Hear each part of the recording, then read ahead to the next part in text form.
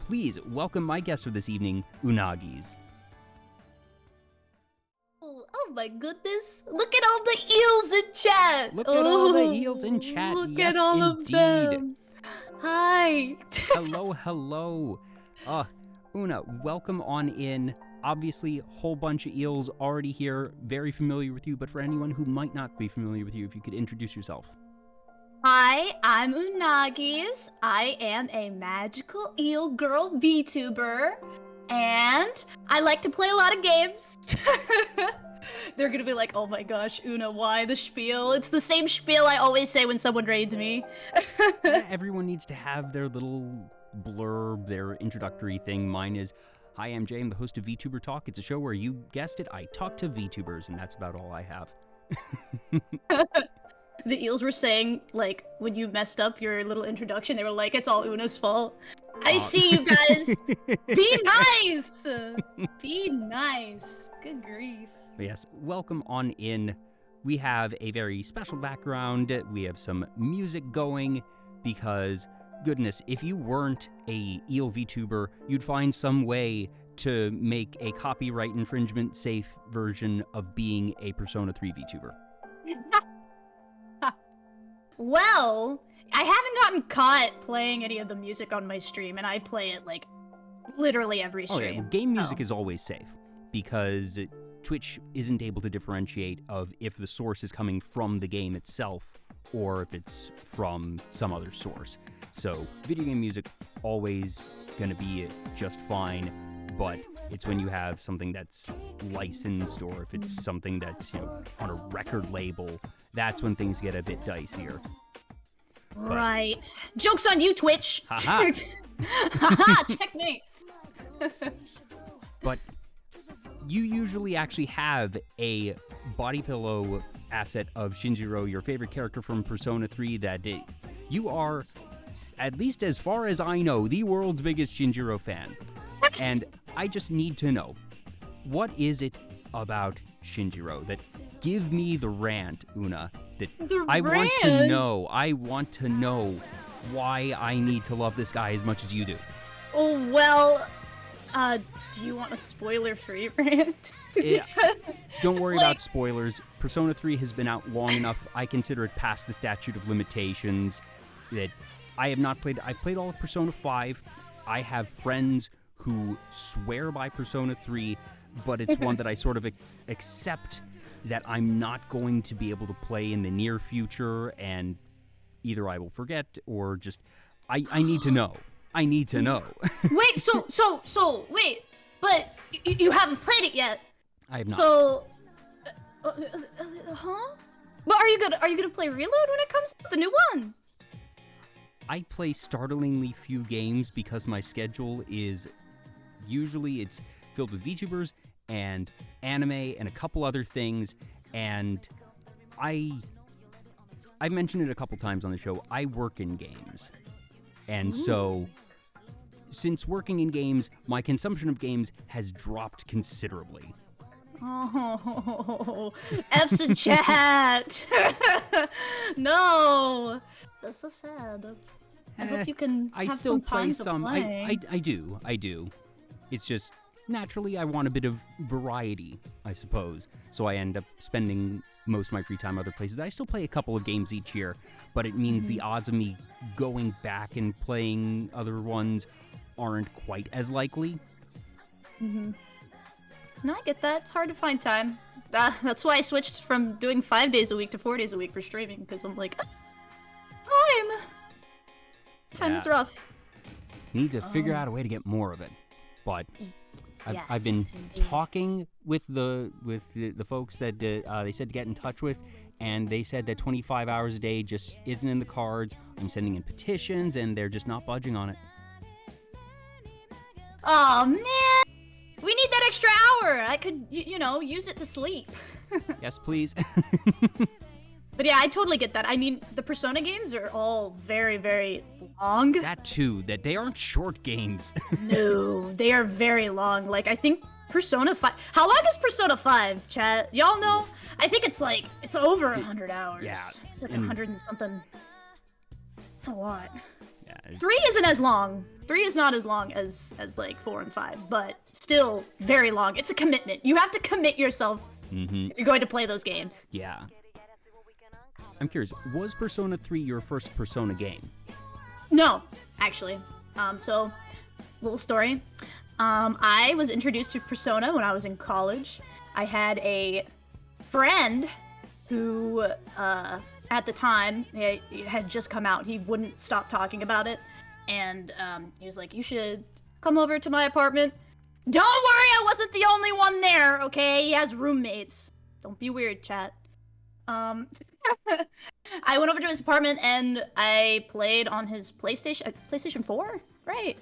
And I started my own file and I was like, oh, I love the style of this game. It's so cool. Wow, I love the music. It's so awesome.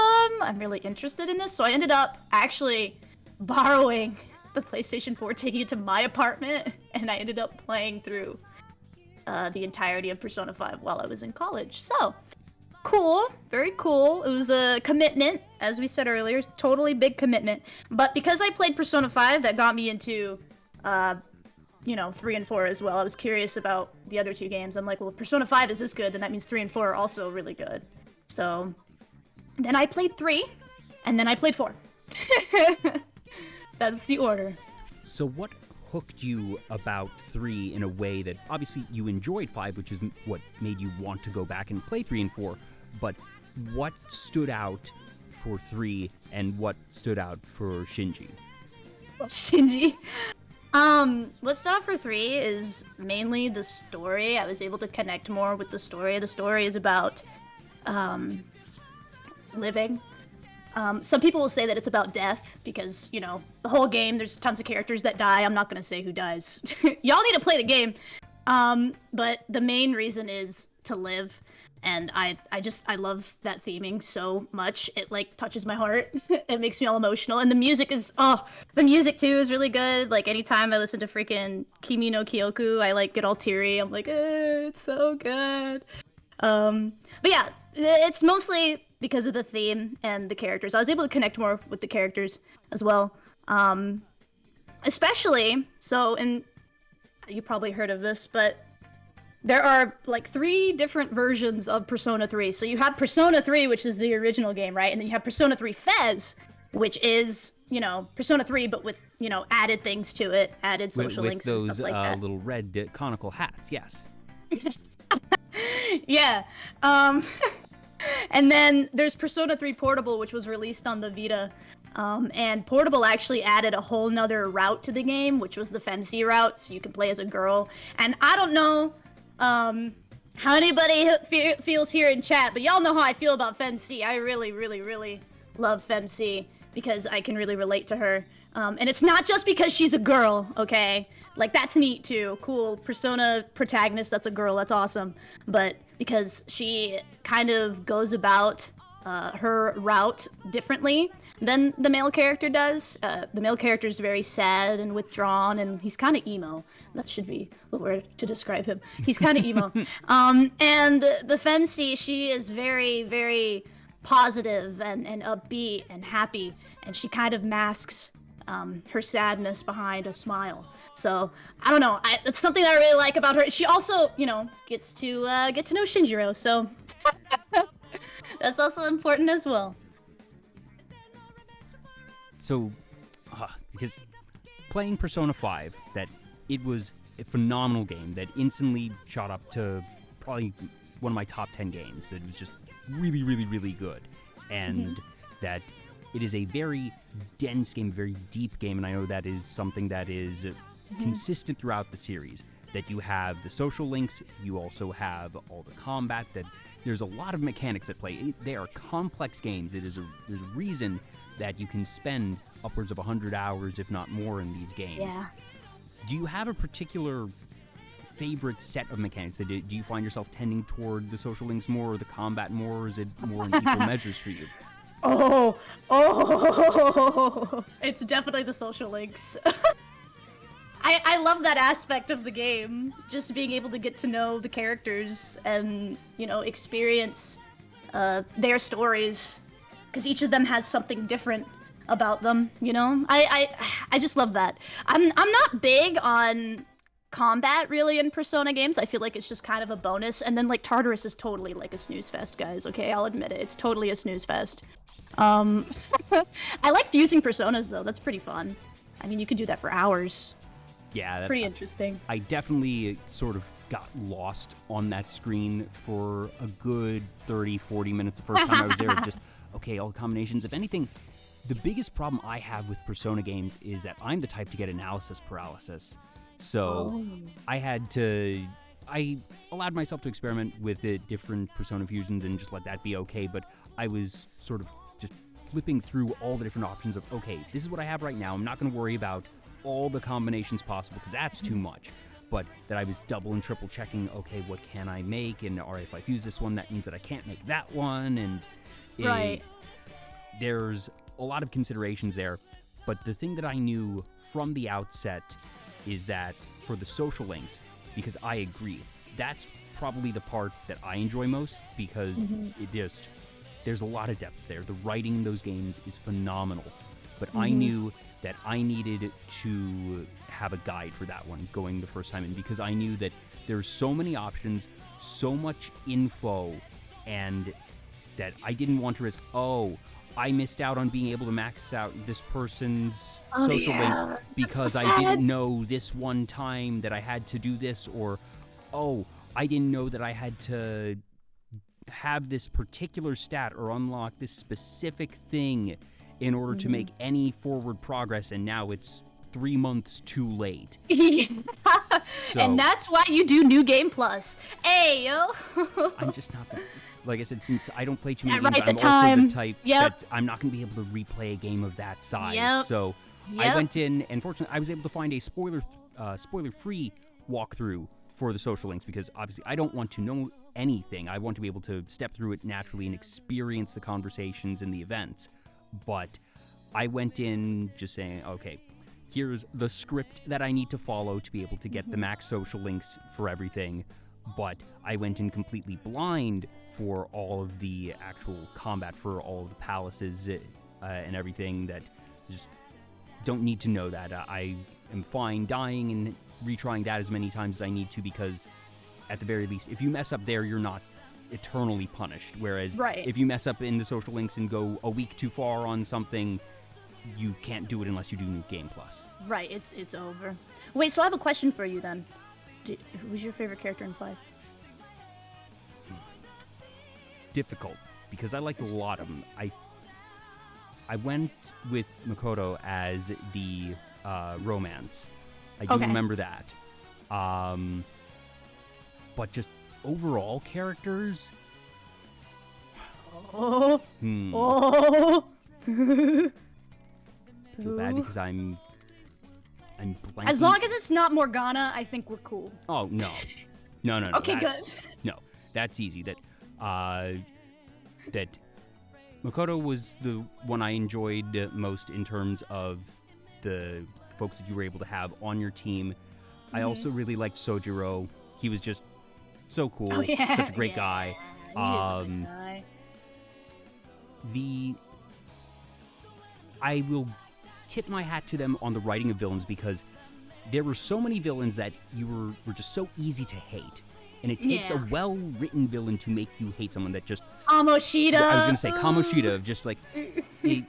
I think they did something very smart making him the first antagonist because you felt so much rage towards him that he is just... The others are very, very, very bad people. Right. But he is the one... But he's pretty vile. He's the one that causes the most visceral reaction, and I think that's pretty consistent for most people that play it, but that's what gets you invested. I knew that these games were going to get serious. I didn't expect, okay, we're 2 weeks into this, and then we have that scene with the roof. Oh, yeah. That was the moment I sort of stopped and said, Like, this game's serious. We're going there. To those places. Okay. Yeah, that's one of the things I also really love about the Persona series is that it's not afraid to, like, point that stuff out and how real it is, you know? Mm-hmm. And that's something I'm not gonna go super into it or anything, but that was something that I was a little bit worried about, at least for Reload coming out, Persona 3 Reload.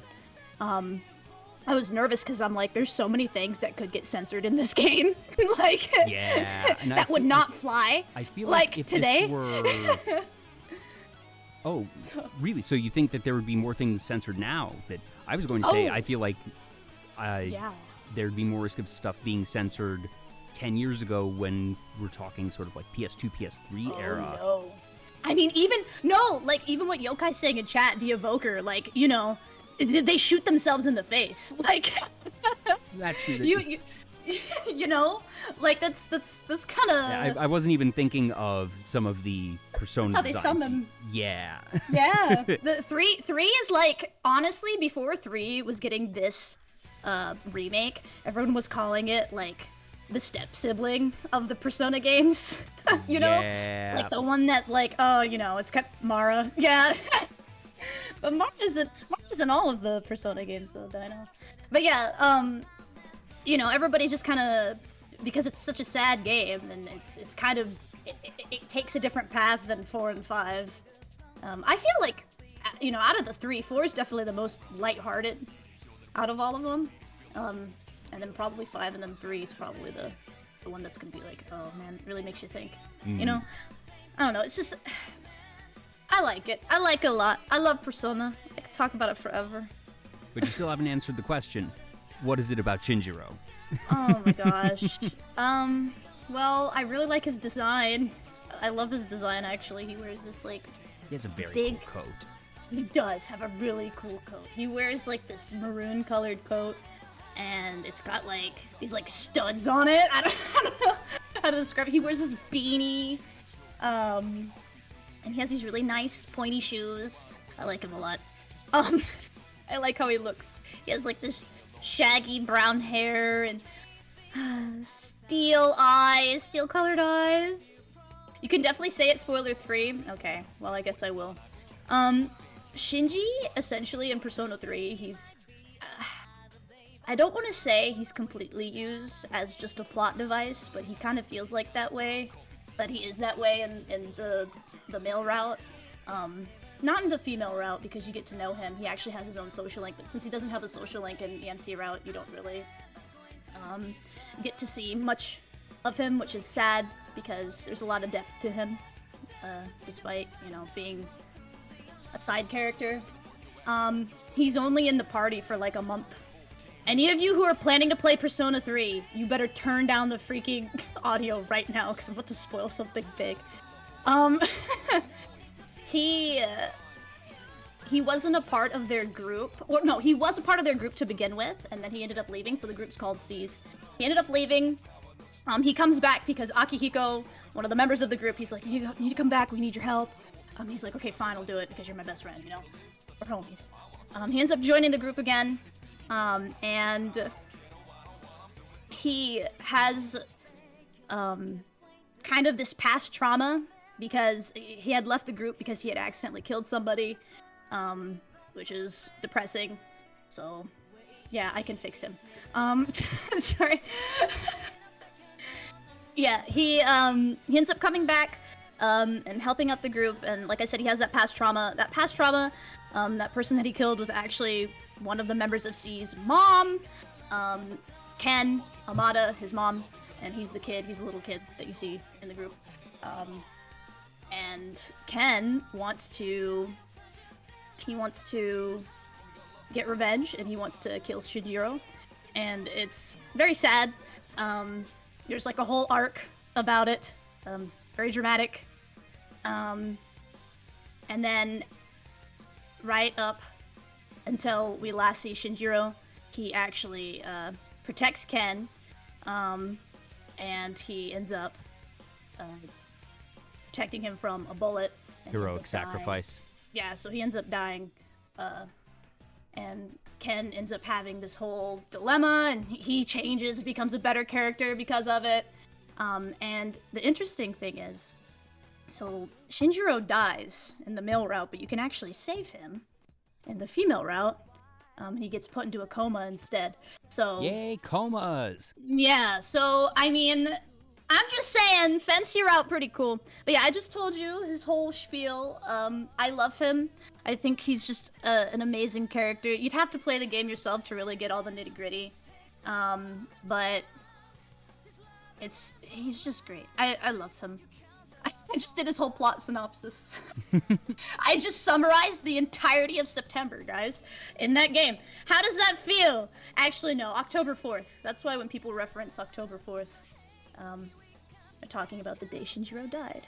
Yeah, he's a tragic hero. He is a tragic hero. And also another interesting thing about him, he actually is one of the persona users that cannot bring his persona out, like on, willfully. He can't do that. So, he's actually like addicted to drugs. He takes drugs to help bring his persona out. Very depressing. It shortens his lifespan. Very sad. I love him. He's a great character. Tragic hero. The whole game is just tragic. Honestly, the entire game. There's so many tragic heroes in Persona 3.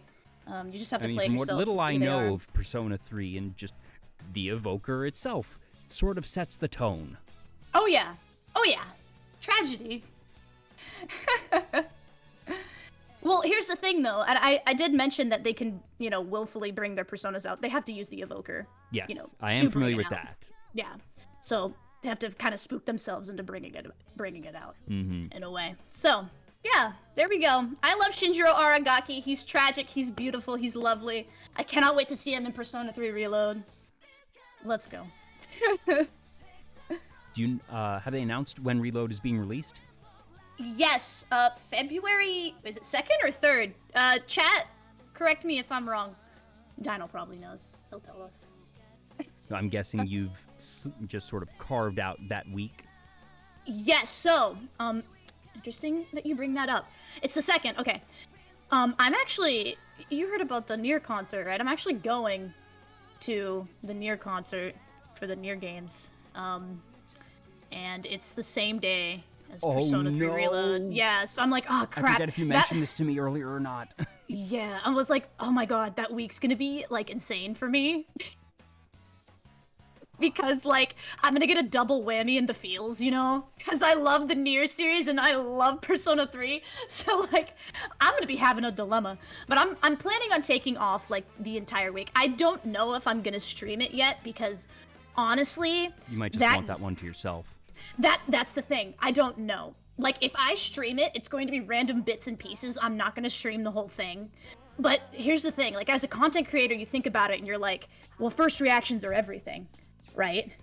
And my first reactions to Persona 3 Reload are going to be crazy. Like, they're just going to be crazy. I'm going to be crying. I'm going to be, hyperventilating. I'm going to be standing up and screaming. Like, it's gonna be crazy. But here's the thing. Persona is also a very hard game to stream because there's so much dialogue, okay? There's so much dialogue, like, overwhelmingly JRPGs so. are notoriously bad in terms of metrics for streaming. Yes, bad for metrics, and then also just, just the overall, there's just so much. There's really just so much, and then it's hard to, like, interact with chat because there's like, okay, well, these characters are having a conversation, they'll be talking for like 10 minutes. Like, I don't know. If I do end up streaming it, I'll stream bits and pieces. I don't think I'll stream the whole thing, but I definitely want to stream when Shinjiro's around, okay? The whole month of September, guys. I'll stream that. That sounds like it's going to be a lot of fun. That also just sounds like it's going to be a good week for you. That, like you mentioned, the Nier concert, which I know is going to be touring around the States. I forget if they're already starting performances or no. Wait, I think that maybe it starts next year? I can't remember. I honestly can't remember. As I double check. Because I think they have a couple at the tail end of this year. No, they all start in January. Yeah, it's January through February, and they're going to LA, Dallas, Chicago, Vancouver, Berlin twice, London, Barcelona, and Paris. Yep, I'm going to the Chicago one. If anything else, want to hang out. That they're hitting the west, central, and eastern parts of the U.S., and then international. And it's going to be good. I forget. Did they already have a concert, or was it one of the streamed concerts? I know they've done something musically before, but I'm blanking on what. That is a great question. I have no idea. I'm pretty new to the Nier series myself. I mean, I the first time I played, was back in March? I played, Automata, I think? I started with Automata. So, I mean, I haven't even been a Nier fan for a year yet. Okay, Michael Bucks in the chat says they have done concerts in the past. Okay, so I'm not completely crazy, only mostly crazy. Only mostly. But Nier is another of those series that I've sadly missed out on, but have so many friends that have said, and I know Nier Automata did incredibly well. I know Weight of the World, and it's the type of thing that I'm somebody who just loves video game music, that I have been to many video game music concerts, and that if I am listening to music, it is probably either a video game or anime soundtrack.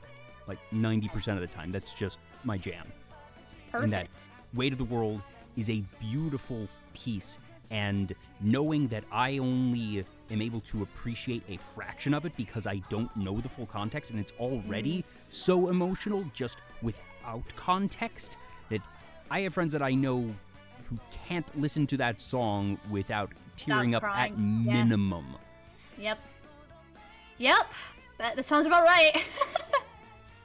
Yeah, that one makes me tear up. That one and Kaine's song makes me all emotional too. Anytime I hear Kaine's theme, I'm like, oh gosh, I can't listen to this without tearing up. I do need to get those. So Automata is a fine place to start, from what I understand, though. Okay. Oh, it depends. I don't know how much you care about context. I personally, if I could go back, I kind of wish I started with Replicant first, because Replicant answers so many questions about Automata. It doesn't matter which one you play first, but Replicant's the prequel. So you're gonna get a lot of references in Automata if you've played Replicant before. Yeah, that's my suggestion. You don't have to take my suggestion. If I could go back in time and redo it, I would have played Replicant first. I'm constantly adding things to the list. Everybody has their list of games, movies, etc. that they know they need to see, and for everything that you cross off of that list, 3 to 5 things get added to it. And that we've sort of started off the show with 2 of the big ones that I know are on my list for video games between Nier and Persona, well, the other Personas, and that I know Nier is also a pretty lengthy game. Oh, with many endings. I mean, it's another JRPG. Woo! Oh, don't worry, PK Meteor Storm. I know Chow Garden. I cannot tell you how many hours I sank into the Chow Garden when I was a kid. Oh my goodness. The fact that they have not put the Chow Garden back in any Sonic game since is a crime. It is terrible. It is just... They've said that it's because they don't want to break up the action between stages, that they felt that it sort of slowed the game down. Okay, fine. Then you just don't put a Chow key in the stages and don't have you stop in between stages. You just make it a different mode, that when you have left story mode, that you can go there, and I can understand the mentality behind keeping a pace up in a fast game like Sonic. There are other ways to actually incorporate that. Give us the Chow Garden. Chow! Oh, my goodness. Is it true that you can, kick your chows and then they turn evil or something? So it's not that if you kick them, they turn evil. If you kick them and whatnot, they'll just not like you and be upset with you. And... Rip. Yeah. That all you need to do to make a Chow good or evil is have a good or evil character interact with them. Of just, petting them on the head a bunch of times will suffice for actually turning them good or evil. But if you hatch them by throwing their egg against the wall, or kick them, or throw them into the water when they don't know how to swim, then there's a hidden stat of just how much affection they have towards you that it'll totally tank that stat. Oh, interesting. But if you're asking this, I'm guessing that you haven't done a whole bunch in the Chow Garden. I played Sonic Adventure 2 a total of 1 time on stream. And where did we get to? I don't remember where we got to, but I did dabble with the Chow Garden a little bit. My Chows sucked. They couldn't race at all. Well, that's how they always start. They did. It was cute, though. Really cute. Lies, that's her main game. Yeah, and Yokai Divine mentions that they'll not reincarnate. That when I was younger, I didn't understand all the qualifications, so my Chow loved me, but I think that I forgot to give them, I think you need to do one of every type of animal or something, and somewhere along the line there was a couple of types of animals I didn't give them, so they died, and I was very, very, very sad. They die? Oh, I didn't know they die! They will just disappear. I actually sent my Chow to Sonic Advance Purgatory on the Game Boy Advance. And No! I know that I'm not the only person who has done that. They die?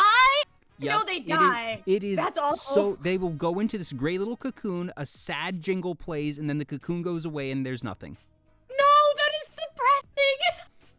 And they don't die quickly. That you need to have been playing in-game many, many hours. And it's just, it is heartbreaking. It's so sad. Oh my gosh, no, not the Chows! Oh, that is... Oh my gosh. It's making me laugh, though. I shouldn't laugh. Rather morbid of me to laugh. Oh gosh, sorry. You're good. But, Nier, so, for that series, I know it handles a lot of themes that are very serious along the lines of Persona 3, but to my understanding, the themes that it tackles are actually very different. Yes.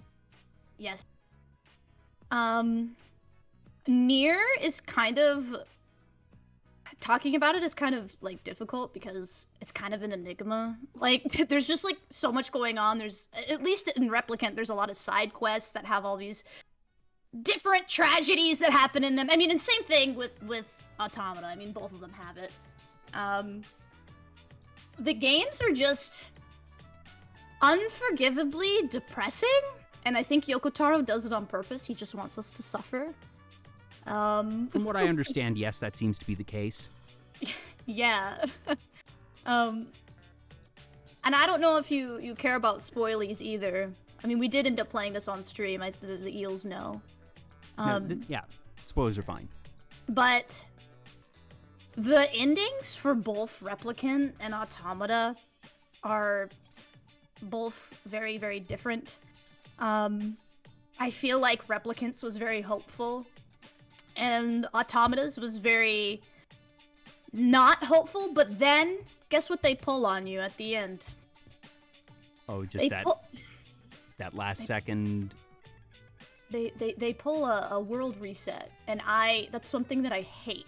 Ooh, I hate world resets. If you're going to make a game and you're gonna make it like that, if you make it that tragic, don't reset it.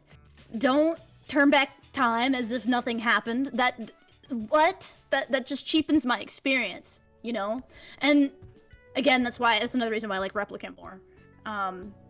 But it's one of the things about Automata that I actually didn't like. I liked everything else about Automata. I think Automata is a great game. It's one of my favorite games ever. But ending E, man. I mean, I love listening to Weight of the World. I love listening to that song. But then afterwards, when the world reset happens, I'm like, okay, that kind of... But then where's the wait? Exactly. Where's the wait?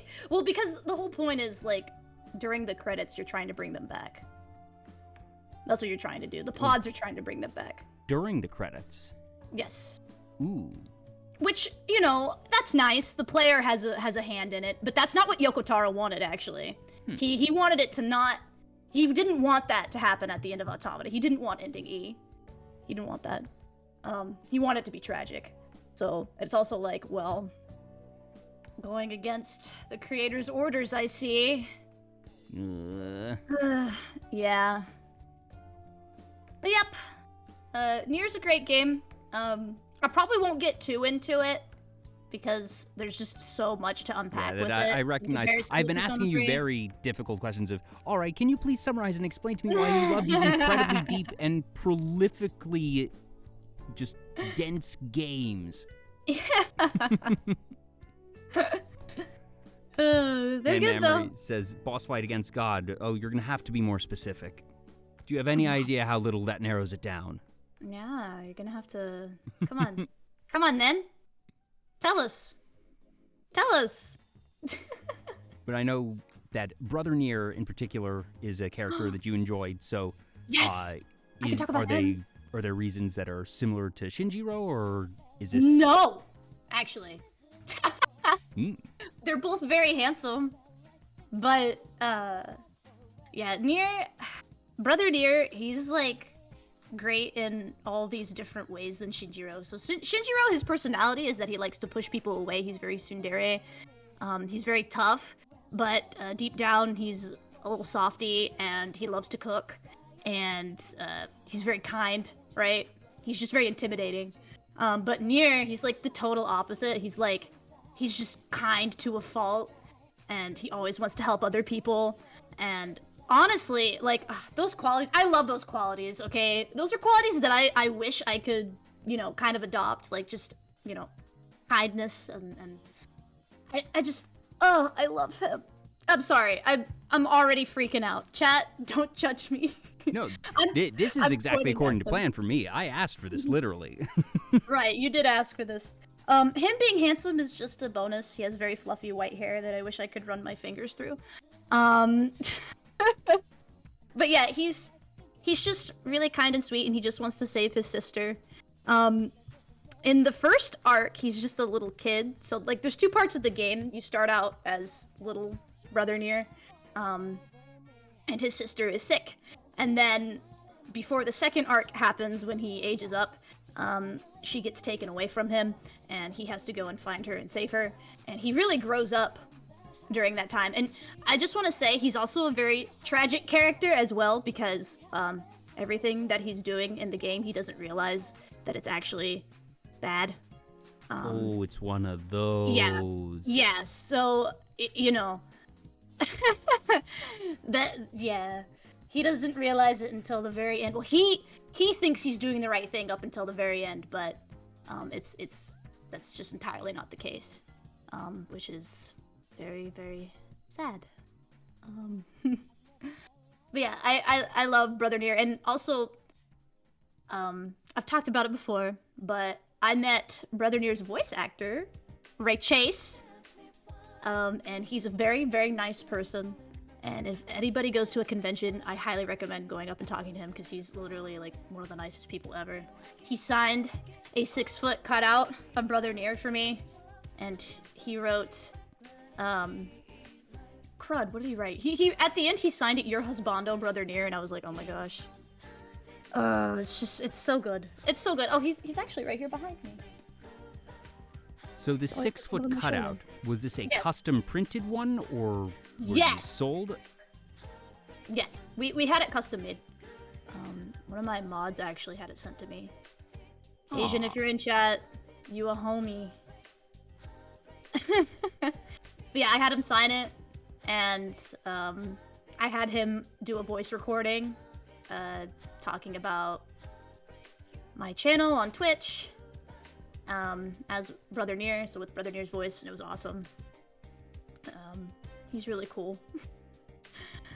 Was it difficult carrying around that cutout all day, or did you just, all right, I'm going to the hotel room right before the autograph signing, bring it down, bring it back up? That I feel like that's precious cargo. You don't want to be carrying it around longer than you have to, plus it's probably just very unwieldy. So, funny you ask. We actually ended up, like, when we came into the convention center, we were holding it, and Ray Chase was actually walking in, and he was like, oh my gosh, that's my boy. And we're like, what? Who is this guy? And we're like, wait, what? Oh, wait a minute. Wait, that's him. Like, we were like, huh? And he's like, you guys want a picture? We're like, yeah. So we all took a picture with him in the cutout. And mind you, I was cosplaying 2B, and then I had like five other people that were cosplaying 9S, so like, it was really silly. This is the goofiest pictures ever. I love it. I treasure it. Oh, that's so good. And especially when you get to have just those random encounters with people, that's always really special. Yes, it was awesome. And so that was actually the first thing we did. Like as soon as we got down on like the floor, we're like, okay, we have to go and get this sign so that we can put this in the car because we can't carry this around all day. So that's what we did. Yep, got it signed first thing. Stayed in line for a little bit. It was worth it though. Totally worth it. Ray Chase, you a homie.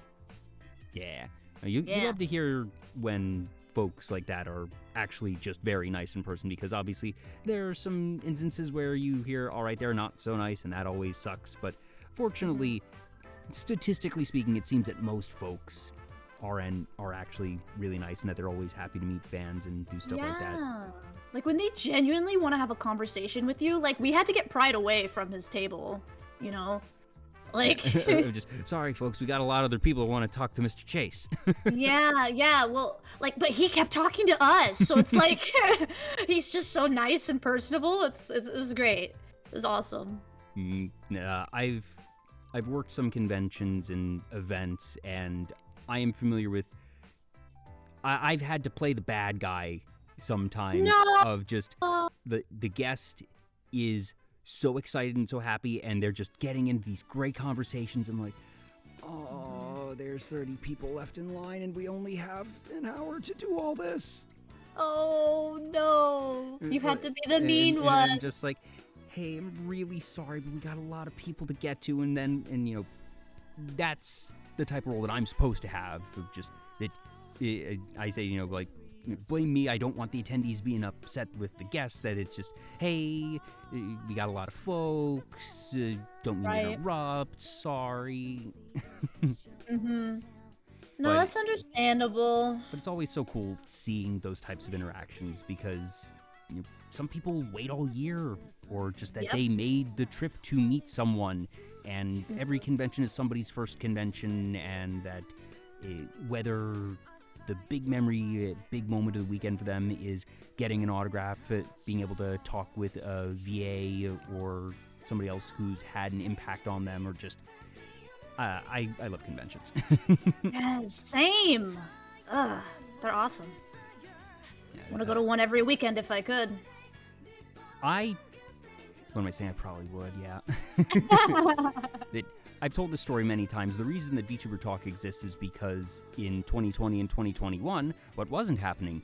Conventions. I had too much time on my hands and fell into the VTuber rabbit hole and wanted to do something that scratched the event worker, organizer, coordinator, showrunner part of my brain that was not getting any exercise that year, and a talk show was the result. Perfect. Thank you for doing this. We need you! The VTuber community needs you! I'm not the only one. It's definitely the opposite. That talk shows need the guests. That literally, I've painted myself into a corner, Una. My show doesn't exist without the guests. Well, I guess I'm glad I'm here too, huh? Now, when it comes to sort of your bread and butter for games, that you play a lot of Souls-likes. Oh, yes. That you have... I remember, I think you were playing Lies of Peaks. It was only a couple weeks ago or a month ago that someone came in saying, you know, oh, I'm not really good at Souls-likes, or I don't know if this is something I want to try, and that your advice to them in the most genuine of ways was get good.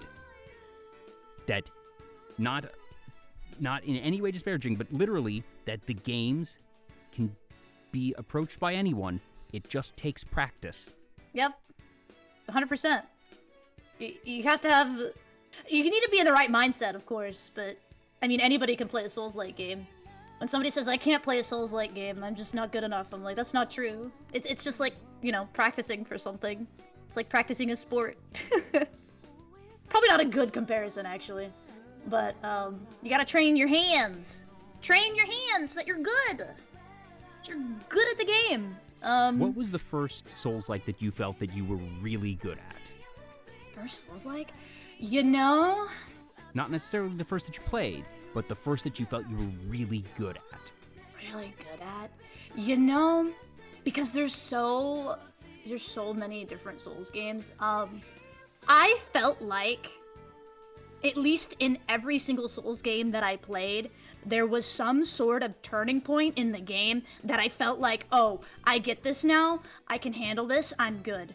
I don't think it's necessarily a game itself. So like, for example, because Elden Ring is so long, right?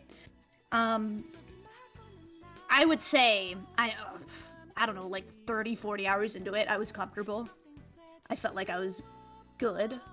But also my build was pretty easy to use too. I mean, I was doing intelligence. And then after I played Elden Ring, I played Bloodborne. Bloodborne is much harder, a much harder game. I have heard that Bloodborne is up there in terms of challenging. Yeah, Bloodborne is so unforgiving. That game will hate you. But also, you can learn to get good at the game as well. I mean, again, it just takes time. It takes more time. But you'll hit a breaking point in Bloodborne, you'll be good, and then you'll hit the DLC bosses, and then you'll hate yourself again. Oh no. So, like, the hardest boss I ever fought in any Souls game is still to this day, if any chatters remember, Orphan of Cause. He took me 8 hours to beat on stream. And that's not including part of a stream before that. So, like, it took even longer. Really hard boss fight. Every time you hit him, like, a lot of his moves are really unpredictable, and every time you do hit him, you barely do any damage, even if your weapon is, like, completely upgraded. Course. So, he was very, very, very hard and difficult, and you know what's crazy? I remember I played Bloodborne, I did all the DLC bosses before I finished the game, because that's what you're supposed to do. I fought the final boss, and the final boss was just a pushover, because I had done the DLC. Because you over-leveled. Yeah, well, I don't think I was over-leveled. I think just, I was just accustomed to it. I was just like, oh, well, here I am. Like, I might have been over-leveled, but I feel like I was able to sense the movements, and, like, it wasn't difficult. Orphan of Cause, though, super unpredictable and unforgiving. But yeah, like I said, I feel like in every Souls game, there's a point where you hit a breaking point and you're like, oh, like, this has clicked with me now, I can do this. Have you found any consistency between those points of just, is it when you finally nail the dodge roll timing, or is it something to do with noticing consistency in how enemies, how they broadcast their attacks? Is there anything that you found of, okay, I try and get good at this thing because I feel if I get this, then that will hopefully be the turning point, or does it vary from game to game? It is kind of similar. I want to say that it's similar in my opinion. Because when you fight a boss over and over again, or you fight an enemy over and over again, you're gonna learn the patterns. I mean, it's, you know. Yeah, the entire Souls-like genre is iteration. Mm-hmm. Yep. And also, another thing too, so I was actually, you know, you were talking about Lies of P. I was playing it last week, and we were fighting a boss. It was the hardest boss that I fought so far in the whole game. And I realized, like, a few fights in, I was like, oh, I could have been doing this the whole time. Like, there's, like, this item that you can use that'll, like, buff your Fable, which, like, you know, makes you do your super move more. And I'm like, oh, wait, I could have been using this the whole time? And I ended up doing it, like, after the second time realizing that I could do it, I beat him. And I was like, oh, well, I could have been doing that the whole time. You know, sometimes things just click. You're like, oh, I could be doing this instead. You know, it's nice. I love Souls games, guys. Now, another thing you can see sometimes is just videos of people doing the craziest things to beat bosses, just cheesing them one way or another of, all right, I have no business beating this boss, but I figured out some tactic that is just, you know, it's not cheating. It feels like it might be cheating, but it's that I've found a workaround. Uh-huh. Have you either found any yourself, or are there any that you've used, any that really stick out in your mind? Absolutely. I have two moments, actually. One of them, multiple. Elden Ring, intelligence build, there's something that I like to call the meme beam. If you get a wondrous flask, or not a wondrous flask, a freaking, what are they called? A physic. If you use a physic, you can consistently use your magic attack, and it doesn't stop. Like, it doesn't, you know, decrease your mana. So I used the meme beam on a few bosses and one-shot them. I think I saw a video on Twitter recently of a past guest using that, just from the description of, I remember it was them playing Elden Ring, they used a magic attack, and it was just this, I don't know, Dragon Ball Z Kamehameha. There was just this blue laser Blue beam, that they just sort of stood there for about 20 seconds, and you watched the boss health melt. That's pretty much it. You just have to hope you don't get hit while you're using it because it has a big wind-up time. It takes like a good few seconds to, prep it. So, and you have to make sure you're aiming in the right spot because if you're not aiming in the right spot, then you don't end up hitting him, right? So, yeah, that was one of the cheese that I did. Very good cheese. I love it. Very satisfying. And the other one was actually in Sekiro. There is a fight. I can't remember his name. What's his name? Maybe chat knows. That beast guy, the fire beast guy that has like 5 phases or something. Anyway, there's a way that you can get him to fall off the stage. So like what I did. Oh no. I climbed up. There's like this little, I don't know, tower that I climbed up, and there's a certain way that you have to jump, and it's very hard. Like I had to do this like at least 15 times before I was able to successfully. Demon of Hatred. That's it. That's his name. It was the Demon of Hatred. To successfully make this jump, I had to do it like 15 times. And I successfully did it. I was, I ran up to another tower, which was kind of far away from the boss. And the boss will aggro to you. So he aggroed over to me, and then he ended up falling off. And I ended up getting him that way. And I was like, I'm not fighting this guy for 5 phases. We'll have him just fall off the cliff. So that's what we did. It was good content, okay? Oh yeah, no, that there is nothing wrong with going the classic Looney Tunes route of, oops, he slipped. It was good. I love Sekiro. It's a very good game as well.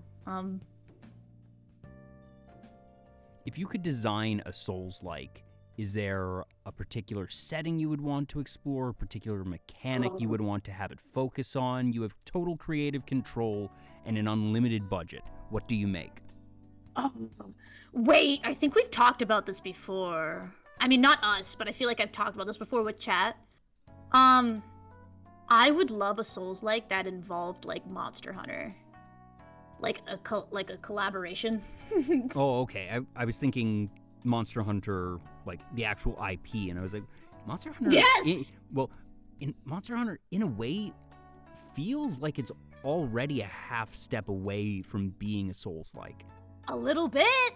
In that, a little bit. You're dealing with these big, strong, crazy bosses that have giant attacks, and that you need to learn how to navigate them, and that you have a party of folks to help you do that, but that, by and large, it is something that is going to be more challenging. You see people iterating on, all right, how many times do we need to go against this boss?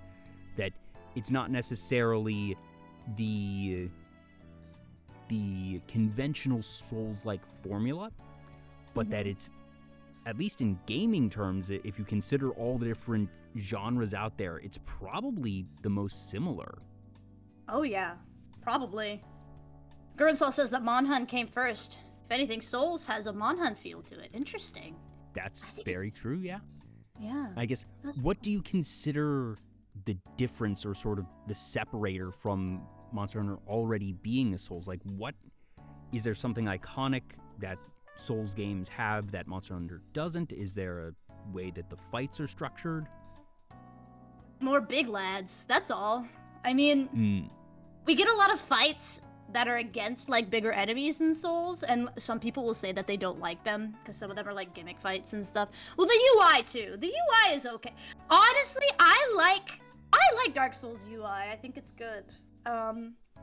Monster Hunter maybe not as much. But where was I going with this?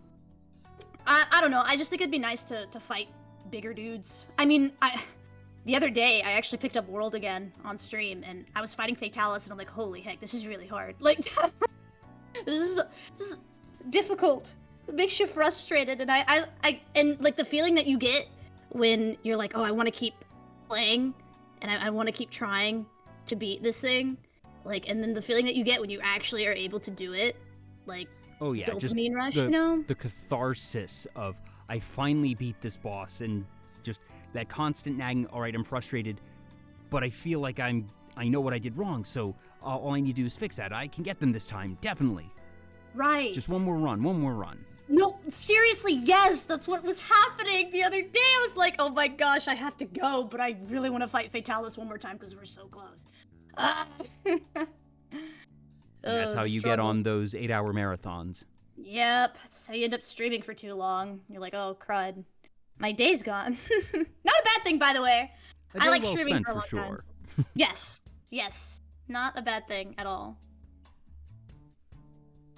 And I guess we sort of got our taste of what that would look like in Pokemon this year, or was it last year, with Pokemon Legends Arceus. I'm not sure if you've played that game yet. Yes, I have. And obviously, actually, a pretty good game. It just looks bad, in my opinion, but, you know. It looked better than Scarlet Violet. Yeah, it did.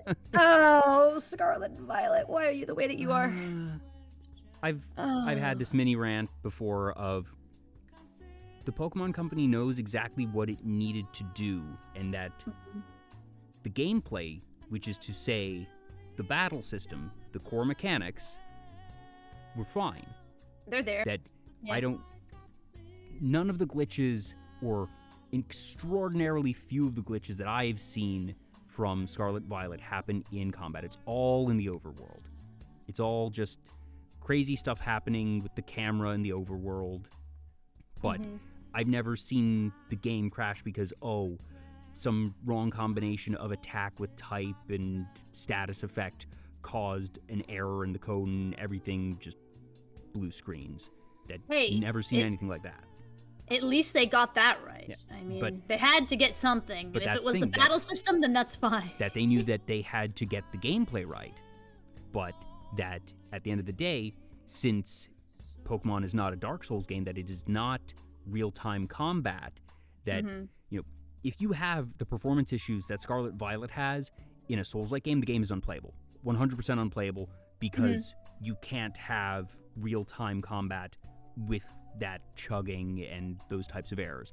But since Pokemon is turn-based, that doesn't matter if things are chugging a little bit. If you need to take a couple frames to load up the attack or whatever, it's still fine. You're still going to be able to play the game. And yes, is walking through the overworld occasionally annoying and not particularly good looking? Yeah, but the game is playable, and that it's something that really only Pokemon and a select few other games that don't have any significant real-time mechanics can get away with. You couldn't do that in a Mario game. No. You couldn't do that in a platformer. No. Nope. Absolutely can't. I'm sorry to go back to Persona, but like, I feel like Persona, at least for turn-based, combat, I think Persona's perfected it. Like, it's so, like, it's to the point where, like, I'm not getting bored, like, this is fun. Like, because, I don't know, I feel like sometimes with turn-based stuff, like, you kind of get, it's like, okay, this is a little stale, you know? Did you find the winning recipe, you find the button that lets you, defeat whoever, and that it's usually just, okay, I need to figure out rock, paper, scissors, what are they actually weak against? And once you know that it's good, but that there's a lot more options, I suppose, in Persona than in Pokemon in terms of, at least for campaign, that, once you get into competitive stuff, it's whole other ball game. But what does it take to beat the gyms? What does it take to beat the Elite Four? It's not too difficult, but it's a kid's game. It's something that 10-year-olds should be able to beat, so. Yeah, and that's another thing, too, about it. Oh, boy. I don't know. Not in the target demographic anymore, Una. No, we aren't. But here's the thing, though. Like, the games don't have to be as easy as they are now. Because as a kid, nothing made me more determined than when my whole freaking team died in the Elite Four in Gen 3. Okay, I was like, okay, I'm doing something wrong. I need to, train my Pokemon. I need to do something, right? I mean, as a kid, you realize that kids want to be challenged too. Why are they making the game so easy now? Like, Or at I least can't. give us hard mode. Yeah, Give us hard a mode. toggle for difficulty. Yes, give me the difficult mode. I mean, Pokemon Black and White 2 had that. They had a, after you beat the game once. We had it once. Was it Black and White 2 or was it just? I think it was 2. I'm pretty sure it was 2. Yeah, it was either Black or White. I don't know which one had it. I don't know if both of them did, but they had a hard mode, Like, they've done it before. They're aware, guys. They're totally aware. Anyway, I get a little heated about Pokemon because I feel like the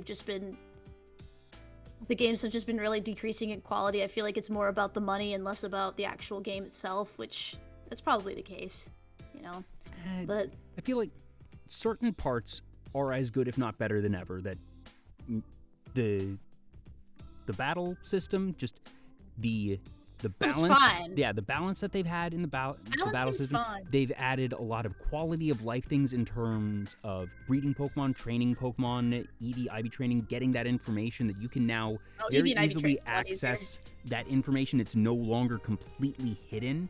That they've had all these things, and that it's really just the visuals that have just fallen by the wayside. Visuals and hold up, I'll hold you to this one. The story has been so bad. I feel like the story hasn't been good since Gen 5. Gen 5 was the last good story for me. I'll argue that I'm going to agree, but here's my caveat. Okay. The story has not been particularly good since Gen 5. It wasn't good before Gen 5 either. Gen 5's just the standout. It was amazing. It was great. Pokemon Gen 1, Gen 2, Gen 3, 4, you're starting to get some stuff. I feel like 4's story overall is about the level that you get in Scarlet Violet Sword and Shield. It's nothing spectacular, and Gens 1 and 2 was bare bones at best, and that it was just Gen 5 we got spoiled.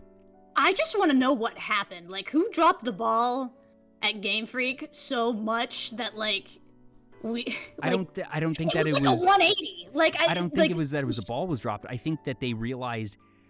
I think they literally just went too hard on Gen 5. That it was a story that appealed to people above the target demographic, and that was a mistake. Yeah, it appealed to people that were at the time. I mean, the main characters were like 15 or something in the game, and I mean, at the time I was that age too. That you're dealing with these very. That's me! Yeah, and you're dealing with these moral issues. You're dealing with some complex concepts that a 7-8-year-old is likely to get lost on. Wrap their head around. Yep. I mean, they can't really understand why N is the way he is, or why Team Plasma is doing this. I think, honestly, probably the darkest out of all the Pokemon games. Oh, easily. Darkest and the deepest is definitely Gen 5. They're so good. Yeah, and it's not that the ball has been dropped. It's not that things were always good and then they started slipping. It never was particularly good, and then we had this one flash of brilliance, and we can't forget it because it was so good. Right. But that I feel like it's because 5 was an anomaly, not necessarily because something significant changed before or after that. Well, it didn't sell well. That's one thing. And the second thing is, I think it was, correct me if I'm wrong, I think it came out the end of the DS's DS's lifespan before the 3DS came out, which was just bad timing. The game is so good. And you know what? If you compare Pokemon Diamond and Pearl to Pokemon Black and White, and you see that they're on the same console, that's so freaking crazy. Like, how different they look, how much improvement there is there. The sprites look so good, the environments look amazing. Like, it's just, wow, it's mind-blowing. Yeah, and just that part of the reason that Pokemon has become such a cultural cornerstone is because it is something that can be enjoyed by all ages, and that means that they need to keep it accessible for 7, 8, 9, 10-year-olds. And that unfortunately, the games still do have enough appeal for folks, even if you are older, and that will it necessarily have the same magic as when you are in the target demographic? Not likely, but at the same time, they've done some stuff right, and it just, I don't know, from a marketing standpoint, is it too far to have a more adult spin-off of Pokemon that, I suppose in some ways they've had, like, I don't even know. It's so difficult because brand perception, marketing, and business numbers, not to mention the fact that it is a Japanese company which comes with other cultural considerations. Yeah. I would love to be able to get a Pokemon game that, make it rated T. Doesn't need to be an M-rated game, but yeah, to target the slightly older demographic and just, okay, you got to make sure it's nothing. You can't make it Persona 3. You can't make it Persona where if a 7, 8, 9-year-old picks it up, that it's going to have content that is just not appropriate for them. But, okay, give us something that is a bit more intense, a la Gen 5, but that if, target demographic picks it up along the way, that it's not going to be a problem. Exactly. No, I agree with you 100%. I mean, I wish Pokemon Company would bear in mind that, like, a lot of the people that are, like, buying their games, too, are, adults. Well, I'm pretty sure they know. I think that they do extensive market research. That I think it's just that they have made the strategic choice, be it well or ill-informed, that the folks outside the target demographic aren't as likely to simply not play the game, even if they're continuing to serve the target demographic, as the opposite scenario. I mean, Scarlet Violet was the best-selling console-exclusive release in history. 10 million units, weekend one. It's such a bad game. It hurts me. It's like, there's so much good there. There is good in there, but, ooh, it's just... It's such a bad-looking game is the problem. And that goes a very long way. It certainly was the first time that I had played a game and just sort of felt my heart sink a bit every so often of just that. Why does it look the way that it does? Shouldn't happen. This isn't right. I still love this. I still want to love this. Right. Now, I know, that's the sad part, is like coming to reality and being like, man, I want to love these games again, but it's really hard. It's like, this is gonna sound really sad. It's like maybe you were a really close friend with somebody for a long time, and then they became toxic, and then you had to let them go. Like, it's like, you changed. You changed. Sword and Shield didn't look stellar. It certainly wasn't Breath of the Wild, but it was fine. That nothing went wrong on the overworld to the extent that things went wrong in the overworld in Scarlet Violet. But similarly, Scarlet Violet, technical and rendering problems aside, that from just a sheer static visual standpoint could have been what you had with Gens 4 and 5 and with Platinum and Black and White, of the game on the same console, in totality of processing notwithstanding, Scarlet Violet looks significantly better than Sword and Shield. Oh yeah, it does look a little bit better. It doesn't run better. No, it doesn't run better. It looks a little bit better, but there are some spots where you're like, oh, what? Yeah. Why does this look the way that it does? I mean, Sword and Shield looks like poopy too. I mean, they both look really bad, but I mean, it's like comparing trash to garbage. Like, I just like, they both look very bad. Hey! Don't be trash talking Garbodor. They did nothing wrong. They did nothing wrong. You're right. I'm sorry. I actually like Trubbish Garbodor. is just a little guy. He is just a little guy. Little Trubbish. Cute Pokemon. Do you have a favorite Pokemon? I do. I have a lot of favorite Pokemon, I can tell you. Please do. I really like Eevee and the Eeveelutions. My favorite being Sylveon. If you can't tell, Sylveon and I look similar. I hadn't actually thought of it from that particular angle, but as soon as you said Sylveon, I was like, wait a minute. Wait a minute. Yeah, same colors. We got the bows. And one of my other favorite Pokemon is Rayquaza.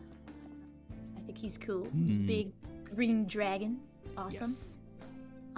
And I also like, I like Jirachi. I think Jirachi's super cute. Jirachi was great. Jirachi's movie is not great.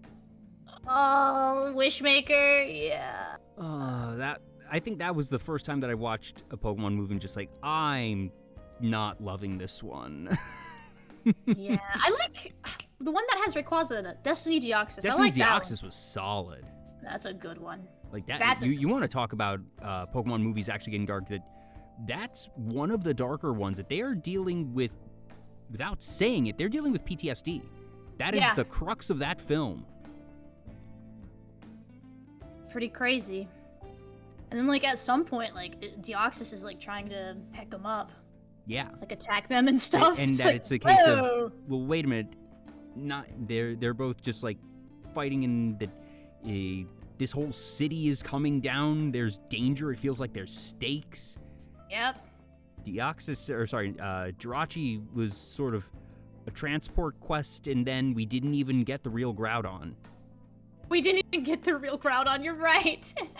That was so disappointing that it was like, whoa, is this like some crazy corrupted Groudon? I was like, no, it's fake. They don't even really fully explain what the heck that thing was. That was upsetting. It's just a monster that seems to have taken on the shape of Groudon. It's like, oh.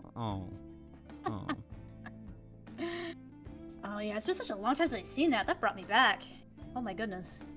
Nostalgia. Strong thing. Mm-hmm. If you could design a Pokemon game and that it can be rated whatever, it can be rated T, it can be rated M, and it's going to be approved, and that you will have the budget to make it look and run the way it should, what is the Pokemon game that you make? Wow. Probably one that actually has a good story. Please. Would you make one that... Would you go to make a mainline game? Would you want it to be a spin-off in a genre that has been done, hasn't been done? Oh, that's a really good question. See, I want to say mainline game because of how much the mainline games have fallen off for me. So probably mainline game. Yeah, I'd lean towards that. What I'd want to have in it, I'm not sure. But I do know one thing. I would like to have access to go to like every single region. That would be so cool. Dreams that we will never see accomplished. I continue to just hope and pray and beg that they will give us 2 again, because being able to go back to Kanto in gold and silver was magical. And they didn't even really make it a full second region, that it was bare bones, but you got to see the folks you wanted to see. You got to see a little bit of change and difference. It did kind of get dark of, Cinnabar Island's been literally wiped off the map. Oh, that made me so sad. That's my favorite place in Kanto. It was really disappointing to arrive there and be like, where's the city? What do you mean Well, they got rid of the tower too in Lavender Town. I'm like, whoa, what happened to all these graves? What? You can't just get rid of graves like that. Yeah. Like, I'm like, something doesn't add up here. or at the very least, hey, let me explore this tower. And it's like, well, no, we heard about what happened to the radio tower in Johto. We're not letting anybody upstairs. I'm like, okay, that's a good explanation. That's a really good explanation. But yes, I want to be able to go back to other regions and just, like I said, even if it is just sort of stripped down parts that I can see the folks I want to see the passage of time, and obviously the fight with Red at the top of Mount Silver, right? In the depths of Mount Silver in the original, I suppose, was just, it's like seeing a ghost because it's seeing yourself. You are facing yourself again. That was literally one of the most epic moments in Gen 2. Yeah, it's just so good. You walk into that cavern, music stops, I think that's the first time in the Pokemon games where the music doesn't play, where there is no music. All you hear is like the wind. Well, at least in Heart Gold, Soul Silver, you just hear the wind. Yeah, and the original just music, I think the music stopped. Wow. I forget if it stopped or if it was still the same one and then it stopped when you talked to it, but there was a moment of actual silence, which was like, whoa, this has weight. Yep. That's true. And I just want to kind of piggyback off of what Gurinsol said here about Pokemon, because honestly, I agree with everything. National Dex, every mon and gimmick, good and bad. Every region plus a new one, Gen 5 quality story, actual character personalities and voice acting, unique animations per mon and moves.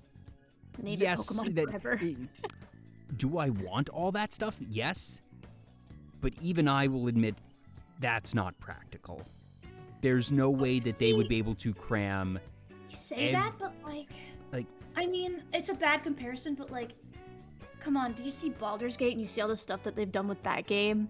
Like, I'm like, come on, these companies can do better. Like, they can do better. Don't get me wrong. It's so possible. The parts they have so much money. the pieces that I look at and say I don't know if that's feasible is every region plus a new one. That's so much stuff. That's, at this point, if you assume that the next one will have it, that is 10 regions in a single game. The size of that map is going to far exceed anything that has ever been done in gaming. Bigger than Elden Ring. That's bigger than Elden Ring. You can't do every region. 2 regions? Yes. National Dex? Every mon? Yes. I don't think that every region is a realistic ask at this point in time. I don't think that for balancing purposes, every gimmick should go in the same game. I don't think I want a game with every gimmick. I don't think we need Mega Terrestrializing, Gigantamaxing. I'm forgetting a couple here and there. That I don't think we need every gimmicks. Yeah, I'd be fine without gimmicks or just the one. I do want voice acting though. That's the big one that I absolutely agree. They have the money, they have the resources. That's not going to cause any significant increased burden on development. That's a separate department, a department that they have populated because they run the anime. They can do this. They have the technology. They have the resources. Will it increase the cost? Yes, but at the same time, that shouldn't actually meaningfully increase production time because it's a different department. Right. That's my big ask. That you see people doing their own voiceovers, and like I've seen people do dedicated readings of stuff, and you hear these people, it's like, that's what I think that person sounds like. That's so cool. and these are just random people, and obviously there are so many talented voice actors that I would love to see get more work. Right. Also, unique animation per mon and move. That's a difficult one because I feel like you need to choose, do you want National Dex every mon, or do you want a third of the National Dex unique animations per mon and move? Because that is the same department in terms of animation, rendering, rigging, all that jazz, and there is going to be a limit of practicality. They can certainly do better than what they've got. Yeah, there's a lot of things that go into it. Yep. If you could choose a spin-off to get another iteration, which one would you want? Oh, a spin-off. See, I really liked Pokemon Ranger. Really? I did. Okay. I really did. Pokemon Ranger, and I never played Gale of Darkness. I never played Coliseum, so I can't tell them. I can't say that I want them to come back. I do want to play them eventually. We're gonna play them on stream eventually, chat. I played Coliseum. I never played Gale of Darkness. I have a love-hate relationship with Coliseum, and from what I can tell, most of it extends to Gale of Darkness, and part of it is just that the pool of Pokemon you have access to is so limited in those games. Yeah. Because you can't just go out into the wild and catch things, that you have this very explicitly limited list of shadow Pokemon that you will encounter, and you have one shot to get them. And boy, I hope you get them.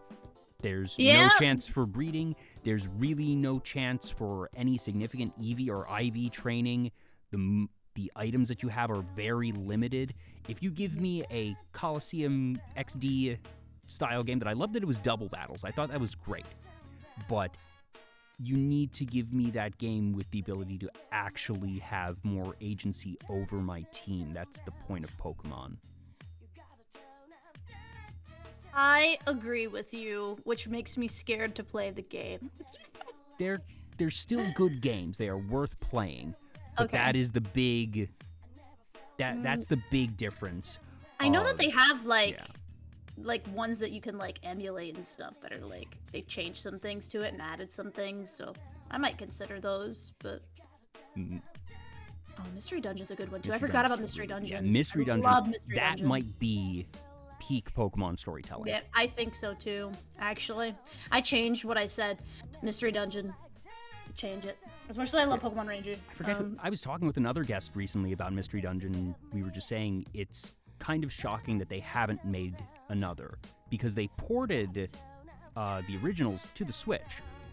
They did? But, yeah. They ported like 2019 or something. It's not recent.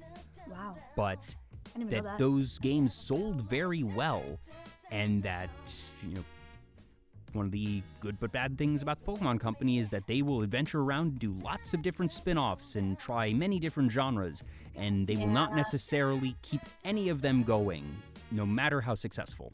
Yep. Except for Pokemon Unite, am I right, though? That's still alive somehow. From what I understand, it's actually a really good game. I just don't care for MOBAs.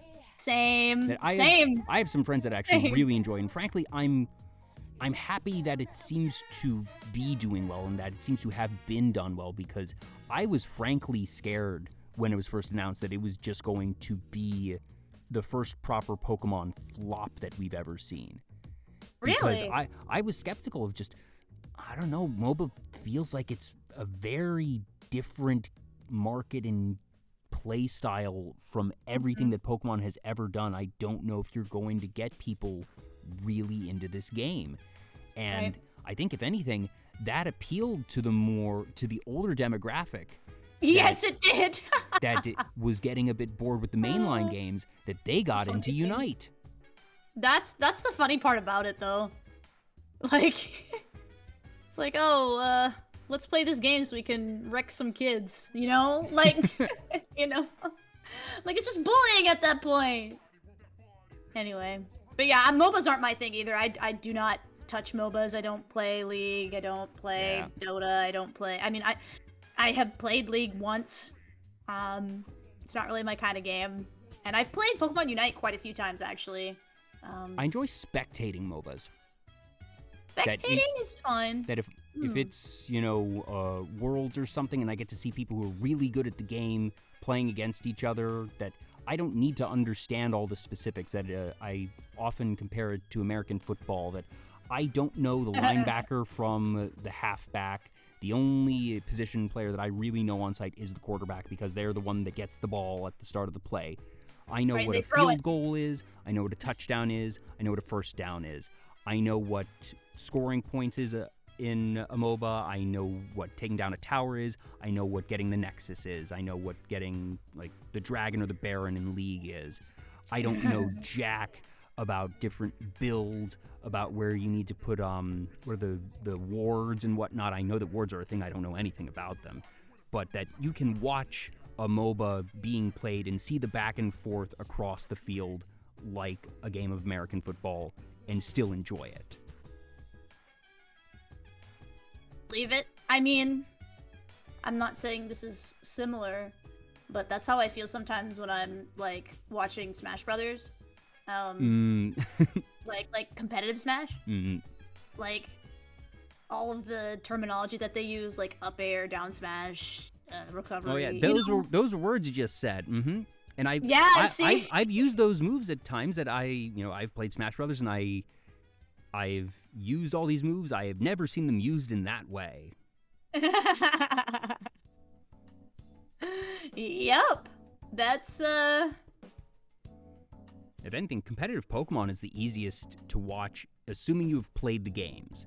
If you haven't played the games, nothing's going to make sense. But if you've just played through and, beaten the Elite Four, that you'll have enough working knowledge of the different moves, abilities, types, hold items, that even if you don't know, all right, what is optimal EVs and IVs and the deep strategy, that I've seen things of just, somebody used weakness policy in a high-level tournament. It was like, oh, that's how that's supposed to be used. Yeah, that is so cool.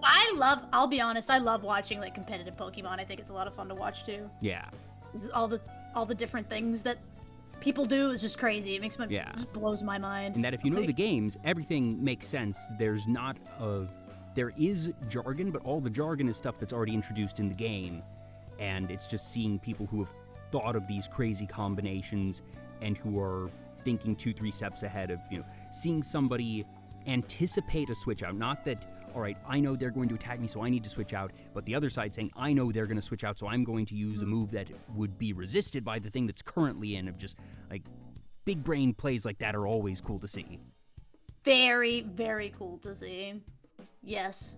It's also funny content that comes from watching competitive Pokemon as well. Do you have any favorite moments of what you would consider funny content from it? The classic I always know is Pachirisu in the World Championships. And yeah. I was watching live when Pachirisu tanked the Draco Meteor. I was there, Una. I was there. You were there? No way. That's nutty. Wait, that's so cool. I was thinking the same thing though. Pachirisu, the freaking. That's so good. Did tanked the Draco Meteor. I would call it the most famous play in competitive Pokemon. That is so good. Oh my gosh. Yeah, that's a good one. I don't know. There's a streamer that I like to watch, and he doesn't really do it as much anymore, but he would stream competitive Pokemon. And they usually do it with doubles and everything, correct? Like, it's usually doubles is the thing. All high-level competitive play is doubles. But I don't know, he has some silly content on his YouTube. Y'all probably know Shofu. I talk about Shofu sometimes. Yeah, I've heard of them. Yeah. Wow, I was not expecting that Pachirisu thing. Nobody was expecting Pachirisu. That was the whole point. That. Yeah, oh my gosh, that was funny. If you go back and watch the VOD of that match, of that play, you can hear the crowd going wild, that the cheers reach the broadcast booth. Oh my gosh. That's so good. How epic you got to experience that. Yeah. Now, when I say I was there, I was not there in person, but I was watching live for the stream. That's still cool. But it was just... That's still cool. That's still really cool. Popping off. We spoke about video game music earlier.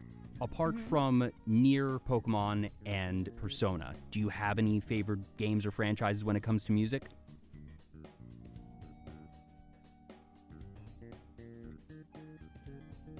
I really like Fire Emblem music.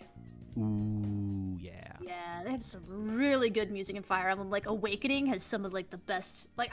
Awakening makes me very nostalgic. I mean, I played it for the first time when I was in college, though, so, like... probably shouldn't be nostalgic for it. It wasn't that long ago. But Fire Emblem just has really, really, really good orchestrated music that gets you hyped, and it's like, yeah, war, you know? But yeah, Awakening has really good music. I actually, everybody hates on Fire Emblem Fates, and I will too. Honestly, I'll hate on Fire Emblem Fates, but I do like the characters, and I do love the music in that game. Very, very, very good. Love the music. And then also... What else? The Three Houses had really good music, amazing music. I mean, they just always hit. Even the last one that came out, the one with freaking Toothpaste Kun. Oh yes, the person who did the character design for I'm blanking on it too. Engage. Engage, that's it.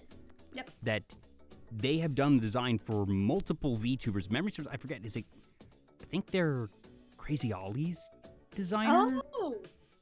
I'm blanking. Wow. That they have worked on some HoloLive talent. I feel like I've heard that before. I can't remember who it is either. That's really neat, though. Now double checking. Their colors are very bright.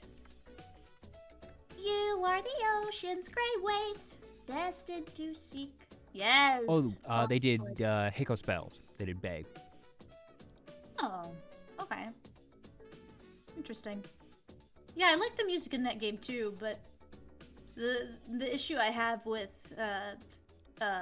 Engage is that it really couldn't hold a candle or a torch even to the game before it. Three Houses was just so good. Like, yeah, yeah, it's really hard to follow up that game.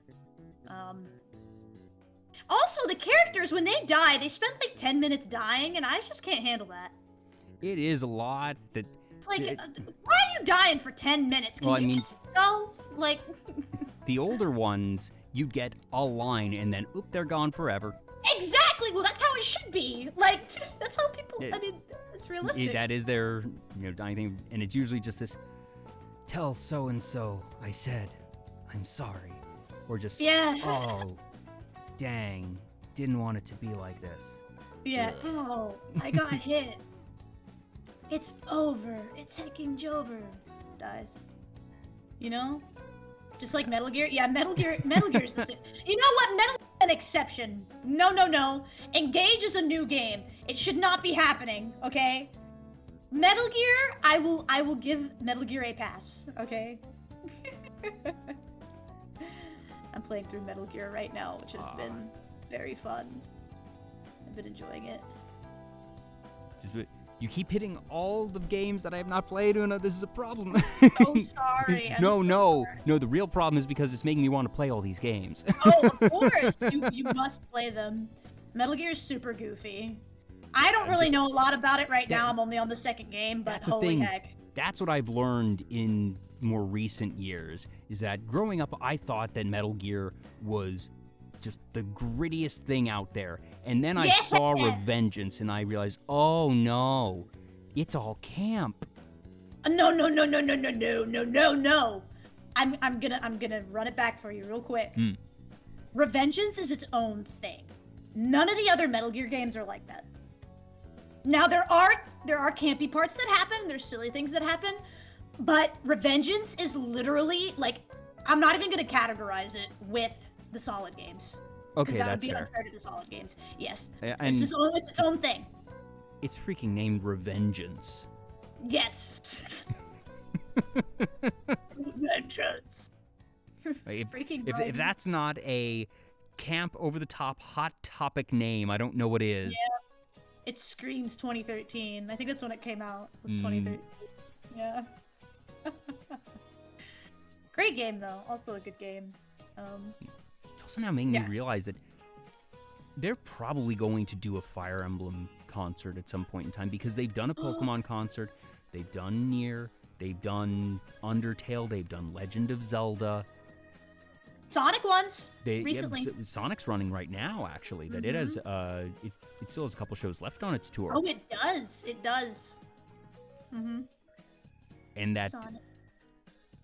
Obviously Fire Emblem had a delayed release in the West. That I remember playing Smash Brothers and like, Roy and Marth, who the heck are these guys? And then you had a couple of the games come out on the Game Boy, and they did all right. And then somewhere in the DS era, it really clicked and popped off. But that it took a while for it to really get its roots here. But now it's really big. So I think it now actually has a chance to get a concert series like that. Awakening kind of saved the series because it was dying. They weren't going to come out with any more. Yeah, it struggled a fair bit on the GameCube. Yeah, which is a shame because, like, apparently Ike's games are really good. Like Path of Radiance and Radiant Dawn and stuff. I haven't played them myself. I played the beginning of the GameCube one because I emulated it a long time ago. Never beat it. But I mean, they're good games. It's just it didn't really pick up until just... later on. Oh dang it! Now I want a Fire Emblem concert. Yeah. Concert too. I want to go. I want to go to all these concerts. My wallet, it screams. Because, like I said, I've been to a lot of them. They're just so much fun, and that the orchestras love them too, because for the people that are playing in those orchestras, that it's usually a bigger audience than they get for most concerts. That just in the demographics, that these are when the kids, the grandkids of these performers are going to eagerly come to their show, what they dream of, because no, it's not likely that you're going to get the kid or grandkid coming to Beethoven's Fifth, no matter how good Beethoven's Fifth is. That's not going to get people in the door, but that these concerts get people in the door and get them seeing orchestras and listening to music and being like, hey, maybe I want to play an instrument, or that seems cool, and maybe it opens them up to listening to classical. And obviously, I think classical is historically important, and I understand why classical music is still played as much as it is today. It is not superior in any intrinsic value than modern orchestral music, but that they don't play enough modern orchestral music to get new blood in the door, frankly. Well, a lot of it too, though, a lot of like modern orchestral music too, like I hear a lot of it in video games, and it's really good. Yeah. Like, it's really, really, really good. It makes you, like, when I was listening to the Final Fantasy 16 music, I was like, wow, this is giving me chills. Like, whoa, like, Soken's popping off, you know? Like, it's just good. And you know, Yokai keeps mentioning Final Fantasy 14. Final Fantasy 14 has really good orchestral music as well. It makes me so happy that Final Fantasy has kept their standard of excellence, even with Uematsu no longer being their everything, because that was the big fear of just Uematsu, you know, he is the name brand, the Beethoven of video game music. That him and Koji Kondo, but I would say that Uematsu, just in terms of names, you know his name if you know video game music. And that, obviously, guy's not getting any younger. I do not begrudge him for taking retirement. He has more than earned it. I'm astonished that he still goes around to these concerts every so often at all. Yeah, for real. Wow. And that, goodness knows, it must have been very intimidating to go into a Final Fantasy project and be like, I need to fill this guy's shoes. And that they found people that have been able to really carry that torch, that they have their own styles, certainly, but that they're doing well, they are thriving, they are writing incredible pieces, and that Final Fantasy continues to be a gold standard for video game music. It really is. It's iconic. Yeah. Truly iconic. I have the past 2 years for my annual charity marathon, because one of my past guests had a redeem where they would play the twinning. So I imported that to OBS and made sure that if somebody donated that amount while they were on the stream for that we played the twinning. So it's still actually, I have it here in the OBS files somewhere. Nice! That is perfect. The twinning, it's amazing. Amazing. Super good. I find it. It's there. Give it to us. 1 second. I'm gonna bring down the volume on that. And then it should just be... There it is.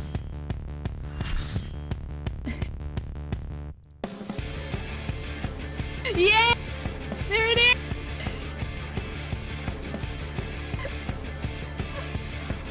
What a classic. I've never played Final Fantasy 14, but...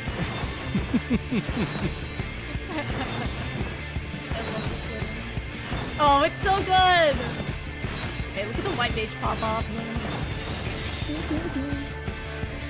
I love that. Oh, the dancer dancing too? Hey! Do you play 14 at all? I do, yes. I do. I like tanky. I like warrior. Warrior's my favorite class. So just bring the Persona music back up. There we go. Yeah. I love that. Yeah, just the first time I heard that, I didn't know that it was actually Final Fantasy music because obviously, you think of the more sweeping orchestral stuff, but that I'm glad that they let themselves go to new genres and that they didn't feel beholden to what they'd done in the past. There's so much. There's like so many genres of music in Final Fantasy 14. That makes me so happy. Yeah, like there's even like music that has, like lyrics and everything. Like, I think, what is it? What's the one that's got the? I can't remember. It's in one of the Alliance raids. It's called. Oh yeah, In the Balance. Like that song has lyrics. Like it's so cool when you walk into a room and you hear that and you're like, what's going on? Like this is so good. Like the music is so good. I don't know. I love it. I love the variety that 14 has. Mm-hmm. It's very, very nice. So taking a bit of a pivot. Okay. Obviously, I usually don't actually ask people about their names because I feel like it's sort of a low-hanging fruit topic. But for yours, for Unagi, that I was mentioning when we spoke a week or two ago that I really enjoy Unagi and that I can get some at my local Japanese market, and you were like, oh no, it's not the same. That Japanese Unagi hits different. It does. Absolutely, it hits different. The type of Unagi that you can get, at least in the States, is not the same type that you can get in Japan. Japan has a special Japanese eel that they eat, and that they are eating to extinction, unfortunately. Uh-oh. Yeah. Yeah. But it's delicious. It's so good. Can't really get that here. I mean, anytime I've had, like, unagi sushi or anything, it's not been the same type of eel every time that every time that I've had eel here. So I just don't eat eel here anymore. Call me picky, but... So when you do have eel, is it just the simple bed of rice, eel sauce, and the fish, nothing else, or do you have anything with it? It's just unadon, yeah. So what you just described. So you've got you got your bento box, you got your rice, you've got your eel over that, and you've got the sauce on it. It's delicious. Honestly, I feel like unagi itself is like it has a very rich taste to it. Mm-hmm. It's okay, I'm picky too. I'm only picky about unagi. I'm not picky about anything else, okay? And it makes me think I already enjoy what apparently is second rate here. So now I'm just trying to imagine, okay, what is this magical next level unagi? And that I plan to hopefully be able to visit Japan the next year or two finally, and that I'm going to make a point to find a place to actually have a proper unagi-don, because up until now I've been like, okay, cool, well, I've been able to get this experience, and that maybe that's not something that I need to go out of my way for in Japan, but just your reaction alone when I first mentioned, it's like, oh yeah, I'm able to get eel locally. You're like, no, it's not the same. It's like, oh, okay, I'm missing something. Yes, it was such a quick reaction. Yes, and I mean it. Like, it's not the same. But the thing is about unagi, and something that I really like about it, is that, like, it's kind of a very rich fish. Like, you can't, like, I mean, once you eat your full, bed of rice and the eel, like, you feel like, okay, I'm done eating. Like, it doesn't feel like you need to, like, gorge yourself and eat a ton or just eat a little bit. Like, literally, it's just perfect the way that it is. That's something that I really like about it. Do you remember your first proper unagi experience? Yes. When I was visiting Japan for the first time before I moved there, I went to an unagi restaurant and I tried it for the first time. Because I do know they have dedicated unagi restaurants. That it's not just something that will be on a menu. And yes, it can be on menus, but there are specific places where that is all they serve. Mm-hmm. Yep. And that's where I went. I went to a place where they only served unagi. And, it changed my life, to say the least. It's my namesake, guys. How many people do you have watch you for months on end without realizing that? That is a great question. I don't know. Chat, you have to let me know. How long did it take for you to catch on, or did you know immediately when you started following me? I'm curious. 'Cause I didn't clock it just from seeing your name the first time I saw one of your streams.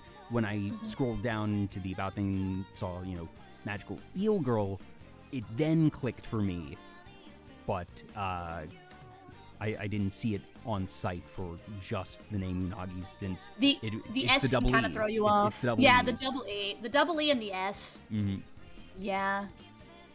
Yeah, I don't think I could do just straight up Unagi. It wouldn't let me. I think I was trying to do Unagi. Oh, like, name as was a probably username? taken. Yeah. So Of course it was taken, so I couldn't. Yeah, so I just added an S. How original, right? Hey, do what you gotta do when it comes to usernames.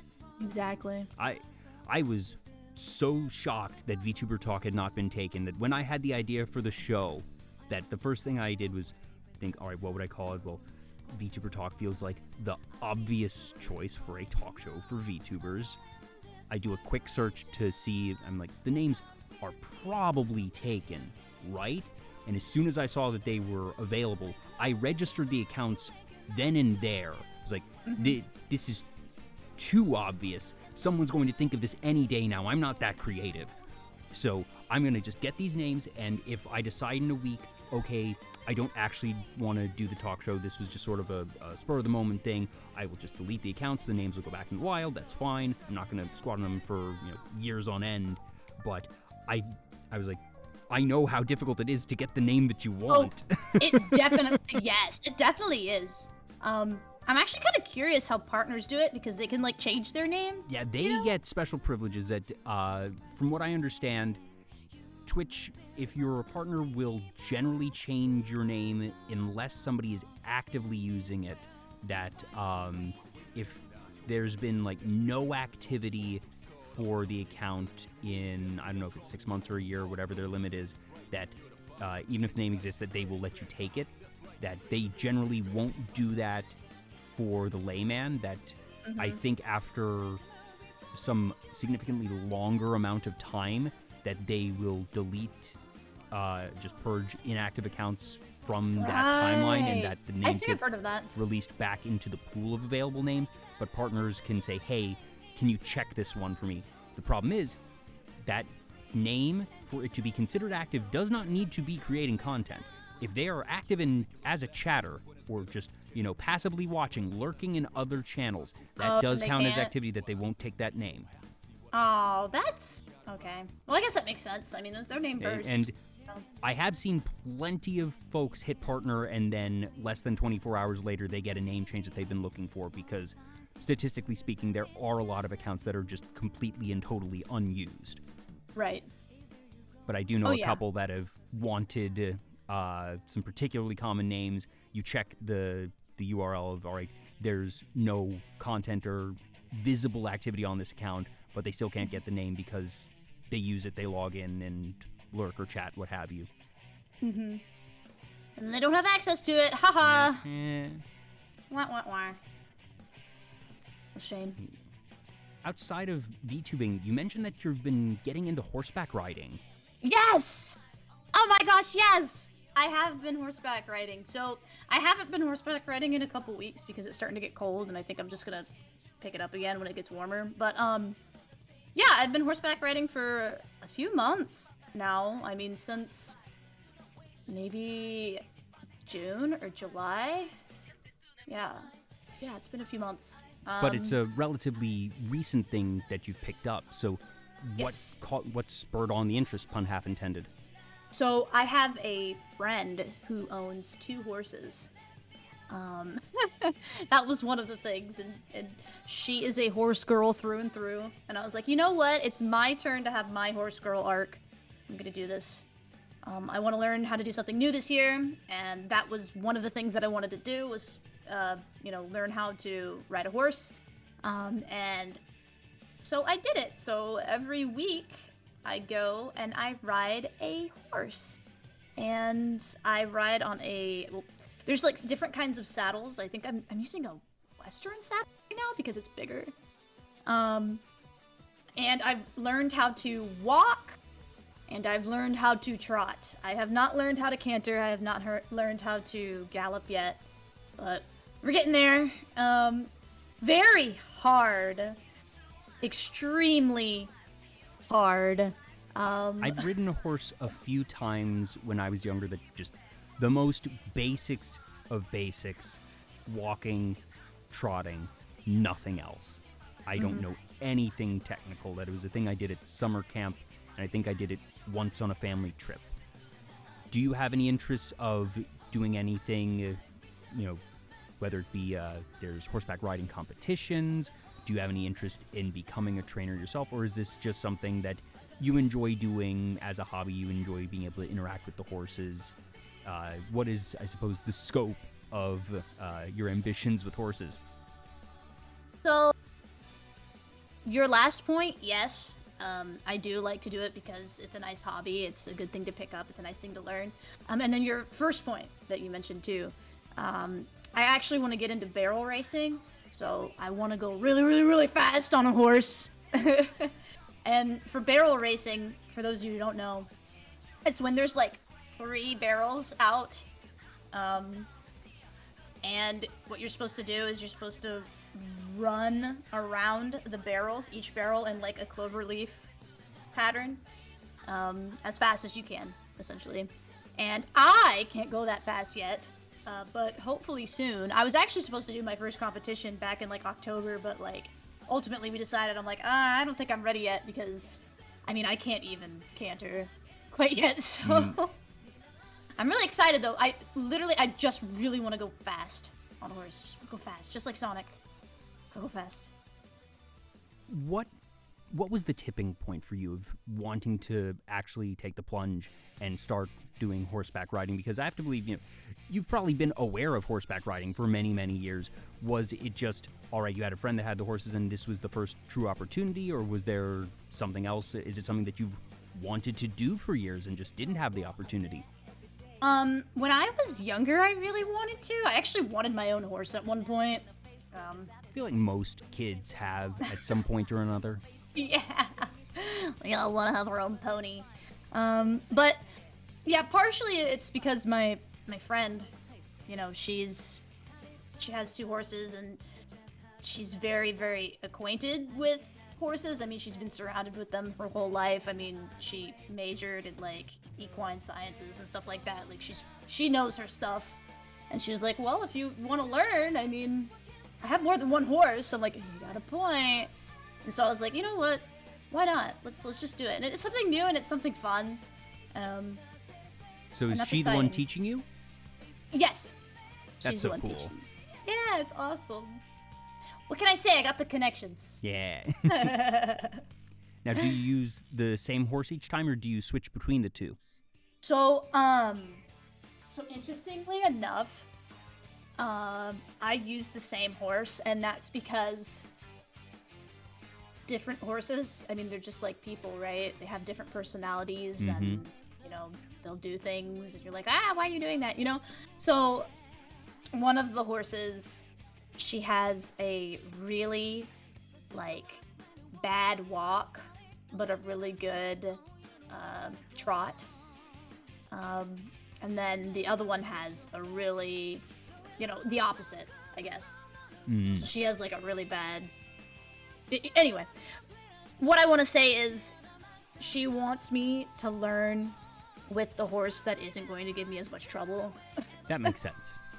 Yeah, I actually tried riding one of the other horses that she had, and it took off without me asking it to. Whoa.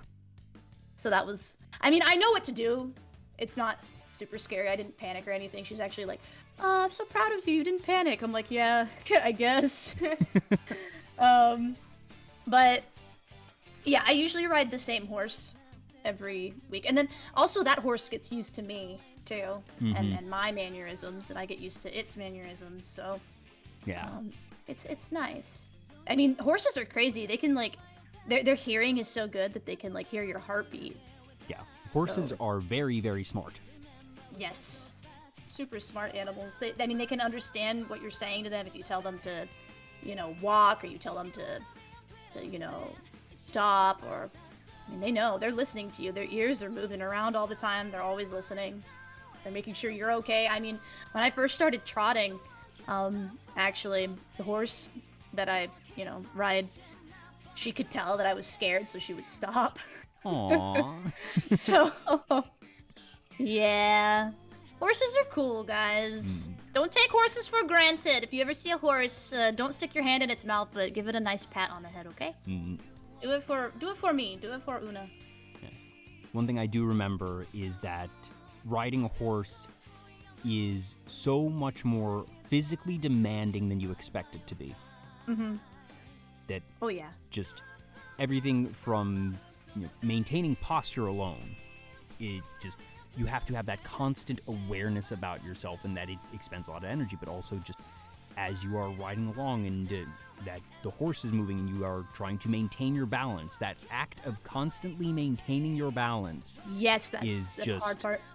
you don't realize how much energy it takes until you're suddenly exhausted much earlier than you expect to be. Yep. You have to, I mean, you're using your legs the whole time. You're using your legs more than you're using anything else. So, like, you're directing the horse. I mean, yeah, you use the reins and everything, and, you use the bridle, but your legs are doing most of the work. Guiding the horse where, you want to go. And it takes a lot out of you. It hurts your knees. It hurts your shins. I can 100% see why riding a horse is an Olympic sport. Like, it makes complete sense to me. I'm like, yes, like it's physically taxing. But also, as we're going through all that I didn't actually set this up, but I suppose I kind of set myself up with it. It now makes sense because you also mentioned that you used to do track and field, that you used to do a lot of running, so that you are used to exercising your legs, and that I wonder if that perhaps made things a little bit easier for you in terms of picking up horseback riding, because those are muscles that you already have trained to an extent. Even if I don't know if you actively do track nowadays, but that it has to count for something, I believe. I don't do it. I don't really do it as much as I used to. I'd like to. I want to do marathons again. Yeah, using your legs, big thing. I think because I was a runner at one point in my life, that it's not as difficult as it could have been, because I'm used to the feeling, I guess. That's a good way to say it. I'm accustomed to it. The pain doesn't bother me as much. Probably as it would if I hadn't been familiar with said pain before, if that makes sense. Yeah. Yeah. Something of familiarity, I suppose. Yes. Man says muscle memory. Yeah, muscle memory. Yeah, there's things you just remember. Yep. Grunsel says don't walk or stand directly behind a horse. That leads to death. Actually, I'm going to teach you something. You're supposed to put your hands on their butt when you walk behind them, so that they know you're behind them. That makes sense. Just awareness that the reason that they are going to be likely to buck and kick is if they are surprised, if they think that something is suddenly there that has not been there before. You can walk behind them, just make sure you put your hands on their butt. Just remember that. Touch horse butts, that's right. Understood, yep. Yep. Life advice from Una. That's right, touch horse butts. Haunts. So, even if you don't end up having those competitions this year, that it sounds like you are looking forward to, once winter is over and that things start warming up, hopefully next year. Yep. Are there specific events that you are aiming at, or are you still sort of exploring? That you mentioned barreling, I suppose. I don't know enough about barreling. That is that a singular event, or are there multiple types of barreling? It's a singular event. There's other types of events too that I don't know if they involve barrels, but some of them involve jumping, and some of them involve, just, running, racing. Yeah, I just chose barrel racing because I think it just seems the most fun, because you can go as fast as you want. Yeah. As for an event, I mean, I don't think we're gonna have one until probably next year, until it's warm again. Yeah, so I don't know when the next one is. I'd actually have to ask. Hopefully not too soon. I still haven't learned to canter yet, so. Yeah, and that obviously for both the people and the horses, that you're not going to be running these events in winter. That it becomes a bit of a safety thing, and also just weather can become a much riskier issue. Right. Yeah. Start snowing in the winter. It's hard to do anything. We only have a bit of time left, so just a couple last things that, wrapping back to one of the first things that we discussed of voice actors, that I do know you enjoy voice acting, that you have, I'm not sure to what degree your voice acting aspirations extend, whether it's just something similar of horseback riding, that a hobby, or if you do hope to eventually actually have professional roles in games or other media. Yes, that's the goal. I've just gotten started with working on that stuff. I've been trying to give myself more time so that I can start focusing more on like a portfolio. I actually applied for, or I did an audition, I guess, for a voice acting part. It's like a really small part. But it's a start, Yeah, everyone has to start somewhere. Exactly, it's a start. I mean, even if it's a small thing, I'm like, you know what? I might as well just try it, So I've done that, and what else do I want to do with voice acting? I do want to voice in games. I think that'd be really awesome. I mean, that's definitely a goal of mine. I mean, but I haven't done too much yet. It's just something that, someday I'd like to be able to try it. I mean, I'm so inspired by all these voice actors that voice in video games that I want to try it too. Were there any particular performances that made you say, I want to do that? I really like the voice acting in Nier Automata. I think 9S's voice actor is really, really, really good. He sounds very, believable, very emotional. And I'm like, wow. It's just impressive to hear that. As for voice acting as like something that I can do though, like I'm still working on it. Man, I don't know. It's kind of, I don't know where I'm going with this. It's kind of like you feel like it's something that's kind of a bit out of reach, because I feel like I know that there's other VTubers that do voice acting. I mean, I've rated into people that have done voice acting, and they're like super impressive. They're like, wow, I've done all these scripts, and I've done, all these classes, and I'm like, wow, I want to be like that too, But it just feels like it's kind of out of grasp right now. But I'm trying. I really am. I want to take classes. I do, but I have to work on it more. Everyone starts somewhere, and that, yes, it is a very, very competitive space. Yes. You have to try. That you're not going to have any chance if you don't. Exactly. As trite and as cliche as it is, that you do in fact actually have to try, and that I'm glad that you are taking that dive, because there are for many people, and I'll count myself among them, that do I like the idea of voice acting? Does it seem interesting and fun? Yes, absolutely. But for me, that I have not been trying to find the right phrasing for this, I suppose. I've not decided to take the plunge for that type of effort. And right. Is it something that I think I conceptually could do? Yes. It's just, certain number of hours in the day. We mentioned that the petitions for the 25th hour continue to go unheeded, much to my dismay, and that I have not yet decided that that is something that I want to invest the time in, because it does take time. But that I too identify with, voice acting's really fun. That I've done small projects with friends just on a personal basis, certainly nothing even remotely professional. I was in theater in high school, but wow. I understand the excitement and fun of performance, and everything from impersonation to finding a voice. That there's a lot of cool stuff that voice actors get to do, and that I'm very excited for you on your journey, even though it is very early on. Oh, thanks. I'm learning a lot. do you have any dream roles that just, a total... A dream role? If I could choose anything? Oh my gosh. Choose anything, assume that if there is a current voice actor assigned to it, that they are unavailable for whatever reason. They're in good health, but they just had a child or something, and they cannot record for this piece. Okay. If they come out with Persona 3 Reloaded in a few years with FemC, I want to voice FemC.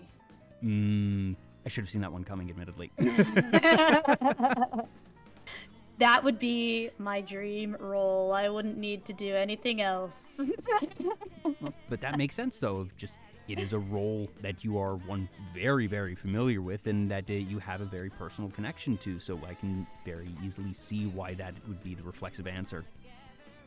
Yeah, it's automatic. You ask me, I'll just talk about Persona 3 again.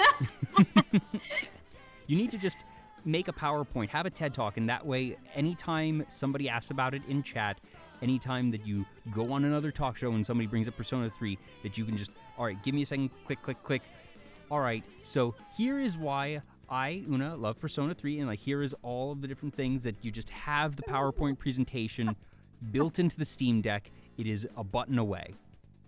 That's right. It's a button away. I can tell you guys everything. I've got all the maps laid out. Also, this is why you should hire me, Atlas. I still remember Mori Calliope saying, please let me play Persona 3 for however many hours that was. Do you know about that stream? I heard about... So actually, one of my viewers made a video about Persona 3 and showed it to her.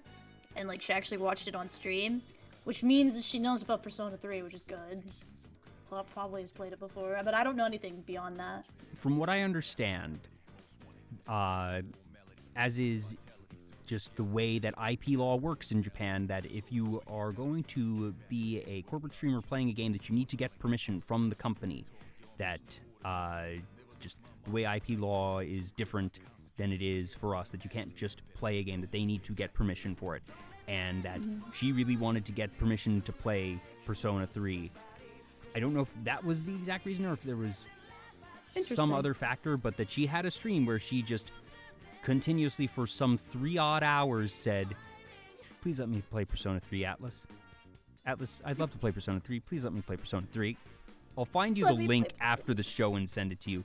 It is just, and she has her fun with it, of just this descending spiral of madness over time, and I'll give her points for the creativity of just, all right, that's a stream idea. That is one heck of a stream idea. It really is. Just let me play Persona 3. Well, lucky for you, you are going to be able to play Persona 3 in February. That's right. Get to play it again. Yeah. Super excited. We're getting toward the end here, and I have just 2 last questions, and they are the only 2 questions that I have as consistent ones, the ones I ask all my guests. And the first is, do you have any goals for the remainder of 2023? That we are now halfway through November, so month and a half left. Not necessarily looking for anything big and life-changing, but is there a stream that you're hoping to be able to do? Is there a project that you're working on and hope to have wrapped up? Is there anything that you are looking to accomplish before we reach 2024? I don't really have any goals for the rest of the year. I mean, I have goals for 2024. But as for projects, I mean, I am working on many things right now. Mainly, really big things, for my re-debut, and I can't really, can't show anything, but I'm really excited for when I can show things, so please stay tuned for that. And I'll make sure to be as loud and annoying as possible about it on social media, so you guys won't miss it, okay? Oh, I'm definitely sure you will be, and I'm looking forward to that, as long as it's not next week. It's the worst thing ever when someone comes on my show and they're re-debuts a week later, because then it's oh dang it, now that all the VODs are gonna look totally wrong and outdated. Oh no, it's not gonna be that soon. I remember I had somebody one time that it was somebody who had recently gotten partner on Twitch, and I asked them, do you think you're going to change your username? And they're like, nah, I feel like what I've got right now is me, and that it would kind of feel weird to not be that. 3 days later, Una. 3 days later, their name switches, and I DM them. I'm like, well, wait a minute. And they're like, well, actually, our conversation got me thinking, and then I emailed the folks at Twitch, and then they changed my name.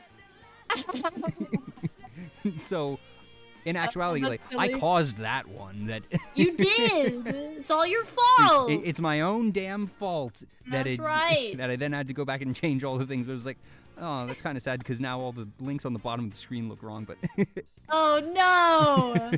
What a disaster. Still, I changed them for the YouTube release. So, hi YouTube, like, comment, subscribe, all that jazz. Congrats for making it near the end of the interview. Yay!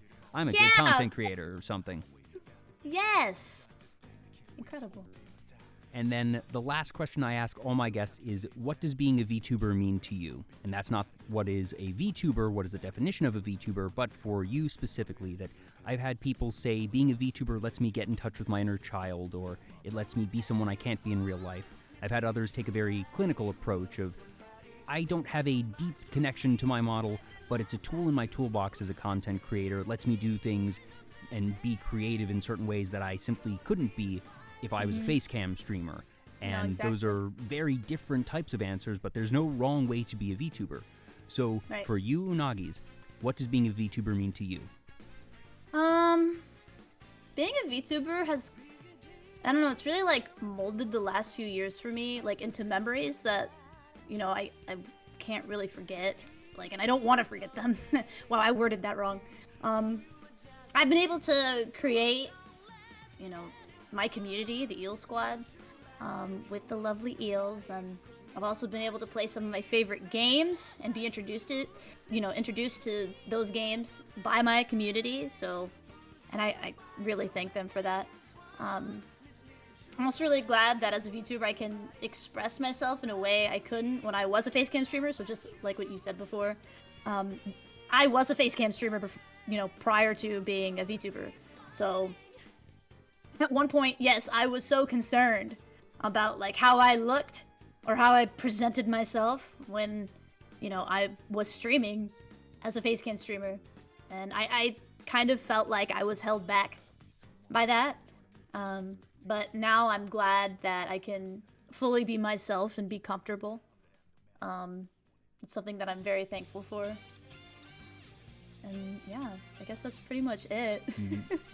I always ask that at the end of the show because, one, it helps sort of put a bow on things, and I realize that's a bit more apropos than usual with you, but also just from talking with someone for even a couple of hours, while I never know what the answers will be, the answers always make sense. That people do end up having a sort of consistency about them in either the way that they conduct themselves, the types of things that they're interested in, and that for you, that you just enjoy fun. You like the things that you like, you love the things that you love, and that you are very much Una. Una is very much you. I'm excited to see where you go with your re-debut. Yes, I will work hard. I have goals for 2024.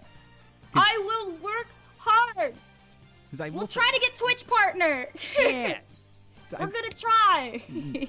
I've been aware of you for a while, and that I'm very spoiled for choice. I'm never going to run out of VTubers to talk to, and I don't know what it was that made me finally say, it was like, wait, why haven't I invited Una on the show yet? I really need to get around to that. But that you've had this model for a while now. Yes. It's been, wait, how long has it been? 2 years? Has it been two? It's been 2 years, yes, because I just celebrated my 2-year VTuber anniversary. Now, I've been streaming for 3 years. Yeah. And frankly, but I became a VTuber a year after I started streaming. So. But I want to give you and the folks behind your model props. Your model has held up. That there are some VTuber models that if you look at them, if they were made from 2 years ago, that just, the VTuber space, the tech, the art, the rigging has come so far in just 2 years, and that certain ones that if you look at them from 2 years ago, do not hold up, and yours has. Yeah, I've got the best of the best. I got Yenkos as my artist, and Twin Tails as my rigger. So yes, Twin Tails is very good work. Yes, they're incredible. They really are. They brought me to life. I have a lot to thank them for. So. And I can't wait to see what you come up with next, whether it be with them or if you end up with new folks for the re-debut. But I'm very excited for when that happens. Yes. Ooh, I'm so excited too. I want to talk about it, but like I have to hold myself back. You can't. I gotta hold myself back. It's not gonna be much longer. Unagees 2024. 2024 is gonna be my year. I made a tweet at the beginning of 2023 and I said 2023 is gonna be my year. It wasn't my year. Nope, okay. nope. 2024 Year is of the gonna eel. be my year. Year of the eel. I have goals that I would like to achieve. I mean, I don't have goals for the rest of this year because I feel like this year I've just kind of been. But We're writing this one off. Right. I want to grow my community into something even bigger and better. You know, and one of the things I really pride myself on is how close and accepting my community is. I think I have the best community on Twitch. You've got a bunch of good eels, that's for sure. And no, seriously, yeah, I'm proud of them. Eel Squad for life. That's right. Like, if I see, you know, if folks see each other in the Discord and they want to hang out in VC, they just do it. I'm not even there. It's unprompted. It warms my heart, okay? Aww. These people hang out with each other, and I don't have to say anything. They just are there, and they hang out, and they're friendly with one another. It's amazing, you know? And if you're not in the Discord already, there is a link to the Discord down in the channel panels if you're watching live on Twitch, and it will be in the video description on YouTube. Oh, shoot! Thinking ahead. Yeah, I always got my bases covered. Well, I do actually have one last question, but it's it could be a very easy or a very difficult one, depending. And that's, who would you like us to raid? Oh, shoot. I'm going to let you decide that while I do some last-minute housekeeping. We were just talking about the eels, and thank you to all the eels who stopped by tonight. Thank you to anyone who tuned in, whether you stumbled your way here because I was accidentally put on your sidebar, or you misclicked from some other stream, or if you came along to see Una because you're an eel already. Really, really appreciate you stopping by. If you're not already following Una for some absurd reason, please be sure to do so. Gave her a shout out, but her links are here at the bottom of the screen. They're in the channel panels and will also be in the video description on YouTube as always. So be sure to check her stuff out and keep an eye on her as the re-debut approaches. I do these shows about once a week, so if you're interested in more like these, you can just follow me here on Twitch and Twitter and YouTube. It is Vtuber Talk, all of the places, so nice and simple. Like I said, I made sure to get those as soon as I found out that I had them. I was like, I gotta get these before someone else has the same idea, because, like I said, I'm not that creative. I missed a couple of follows. Thank you so much to Elavir VT, Brunsuna, Modern Chow T, Evangeline X, Millhouse Flameblade, and Yokai Divine just now. Thank you all so much for the follows. Really do appreciate it. Hope you had a great time. Una, do you have a raid target? I believe I do. Let me... Can I just, like, send them to you? Yeah, just send me in Discord, or just send the username to be in Twitch chat. Don't send the link in Twitch chat, because that will get blocked. Okay. I'll send it to you in Discord. Yeah, thanks for having me, by the way. Like, oh, the pleasure's all mine. I'm sorry that I had technical issues and that I feel like it ate into our time a bit. Oh, it's fine. Like, honestly, that's how it's meant to be. Like, that's just streaming. So it goes. I do have a saying: embrace the scuff, love the scuff. Scuff happens. Embrace the scuff, love the scuff. Yes, and thank you for stopping by on your off day. That this is usually the day that you are not streaming, so do appreciate you taking the time out of your busy schedule. No problem. It's been great. Okay, I've got the raid target. Let me send it to you. All right, who do we got? It's Himawari. Ah, Himawari Dreams. I like Himawari. Himawari has very chill streams. Most definitely. So be sure to say hi to Himawari. Be sure to let them know that Una sent us. Again, thank you, Una. Thank you to all the eels. Thank you to everybody in chat. I'm Jay. This has been Vtuber Talk episode 132. Have a great rest of your evening, and I will see you all next time. Bye-bye.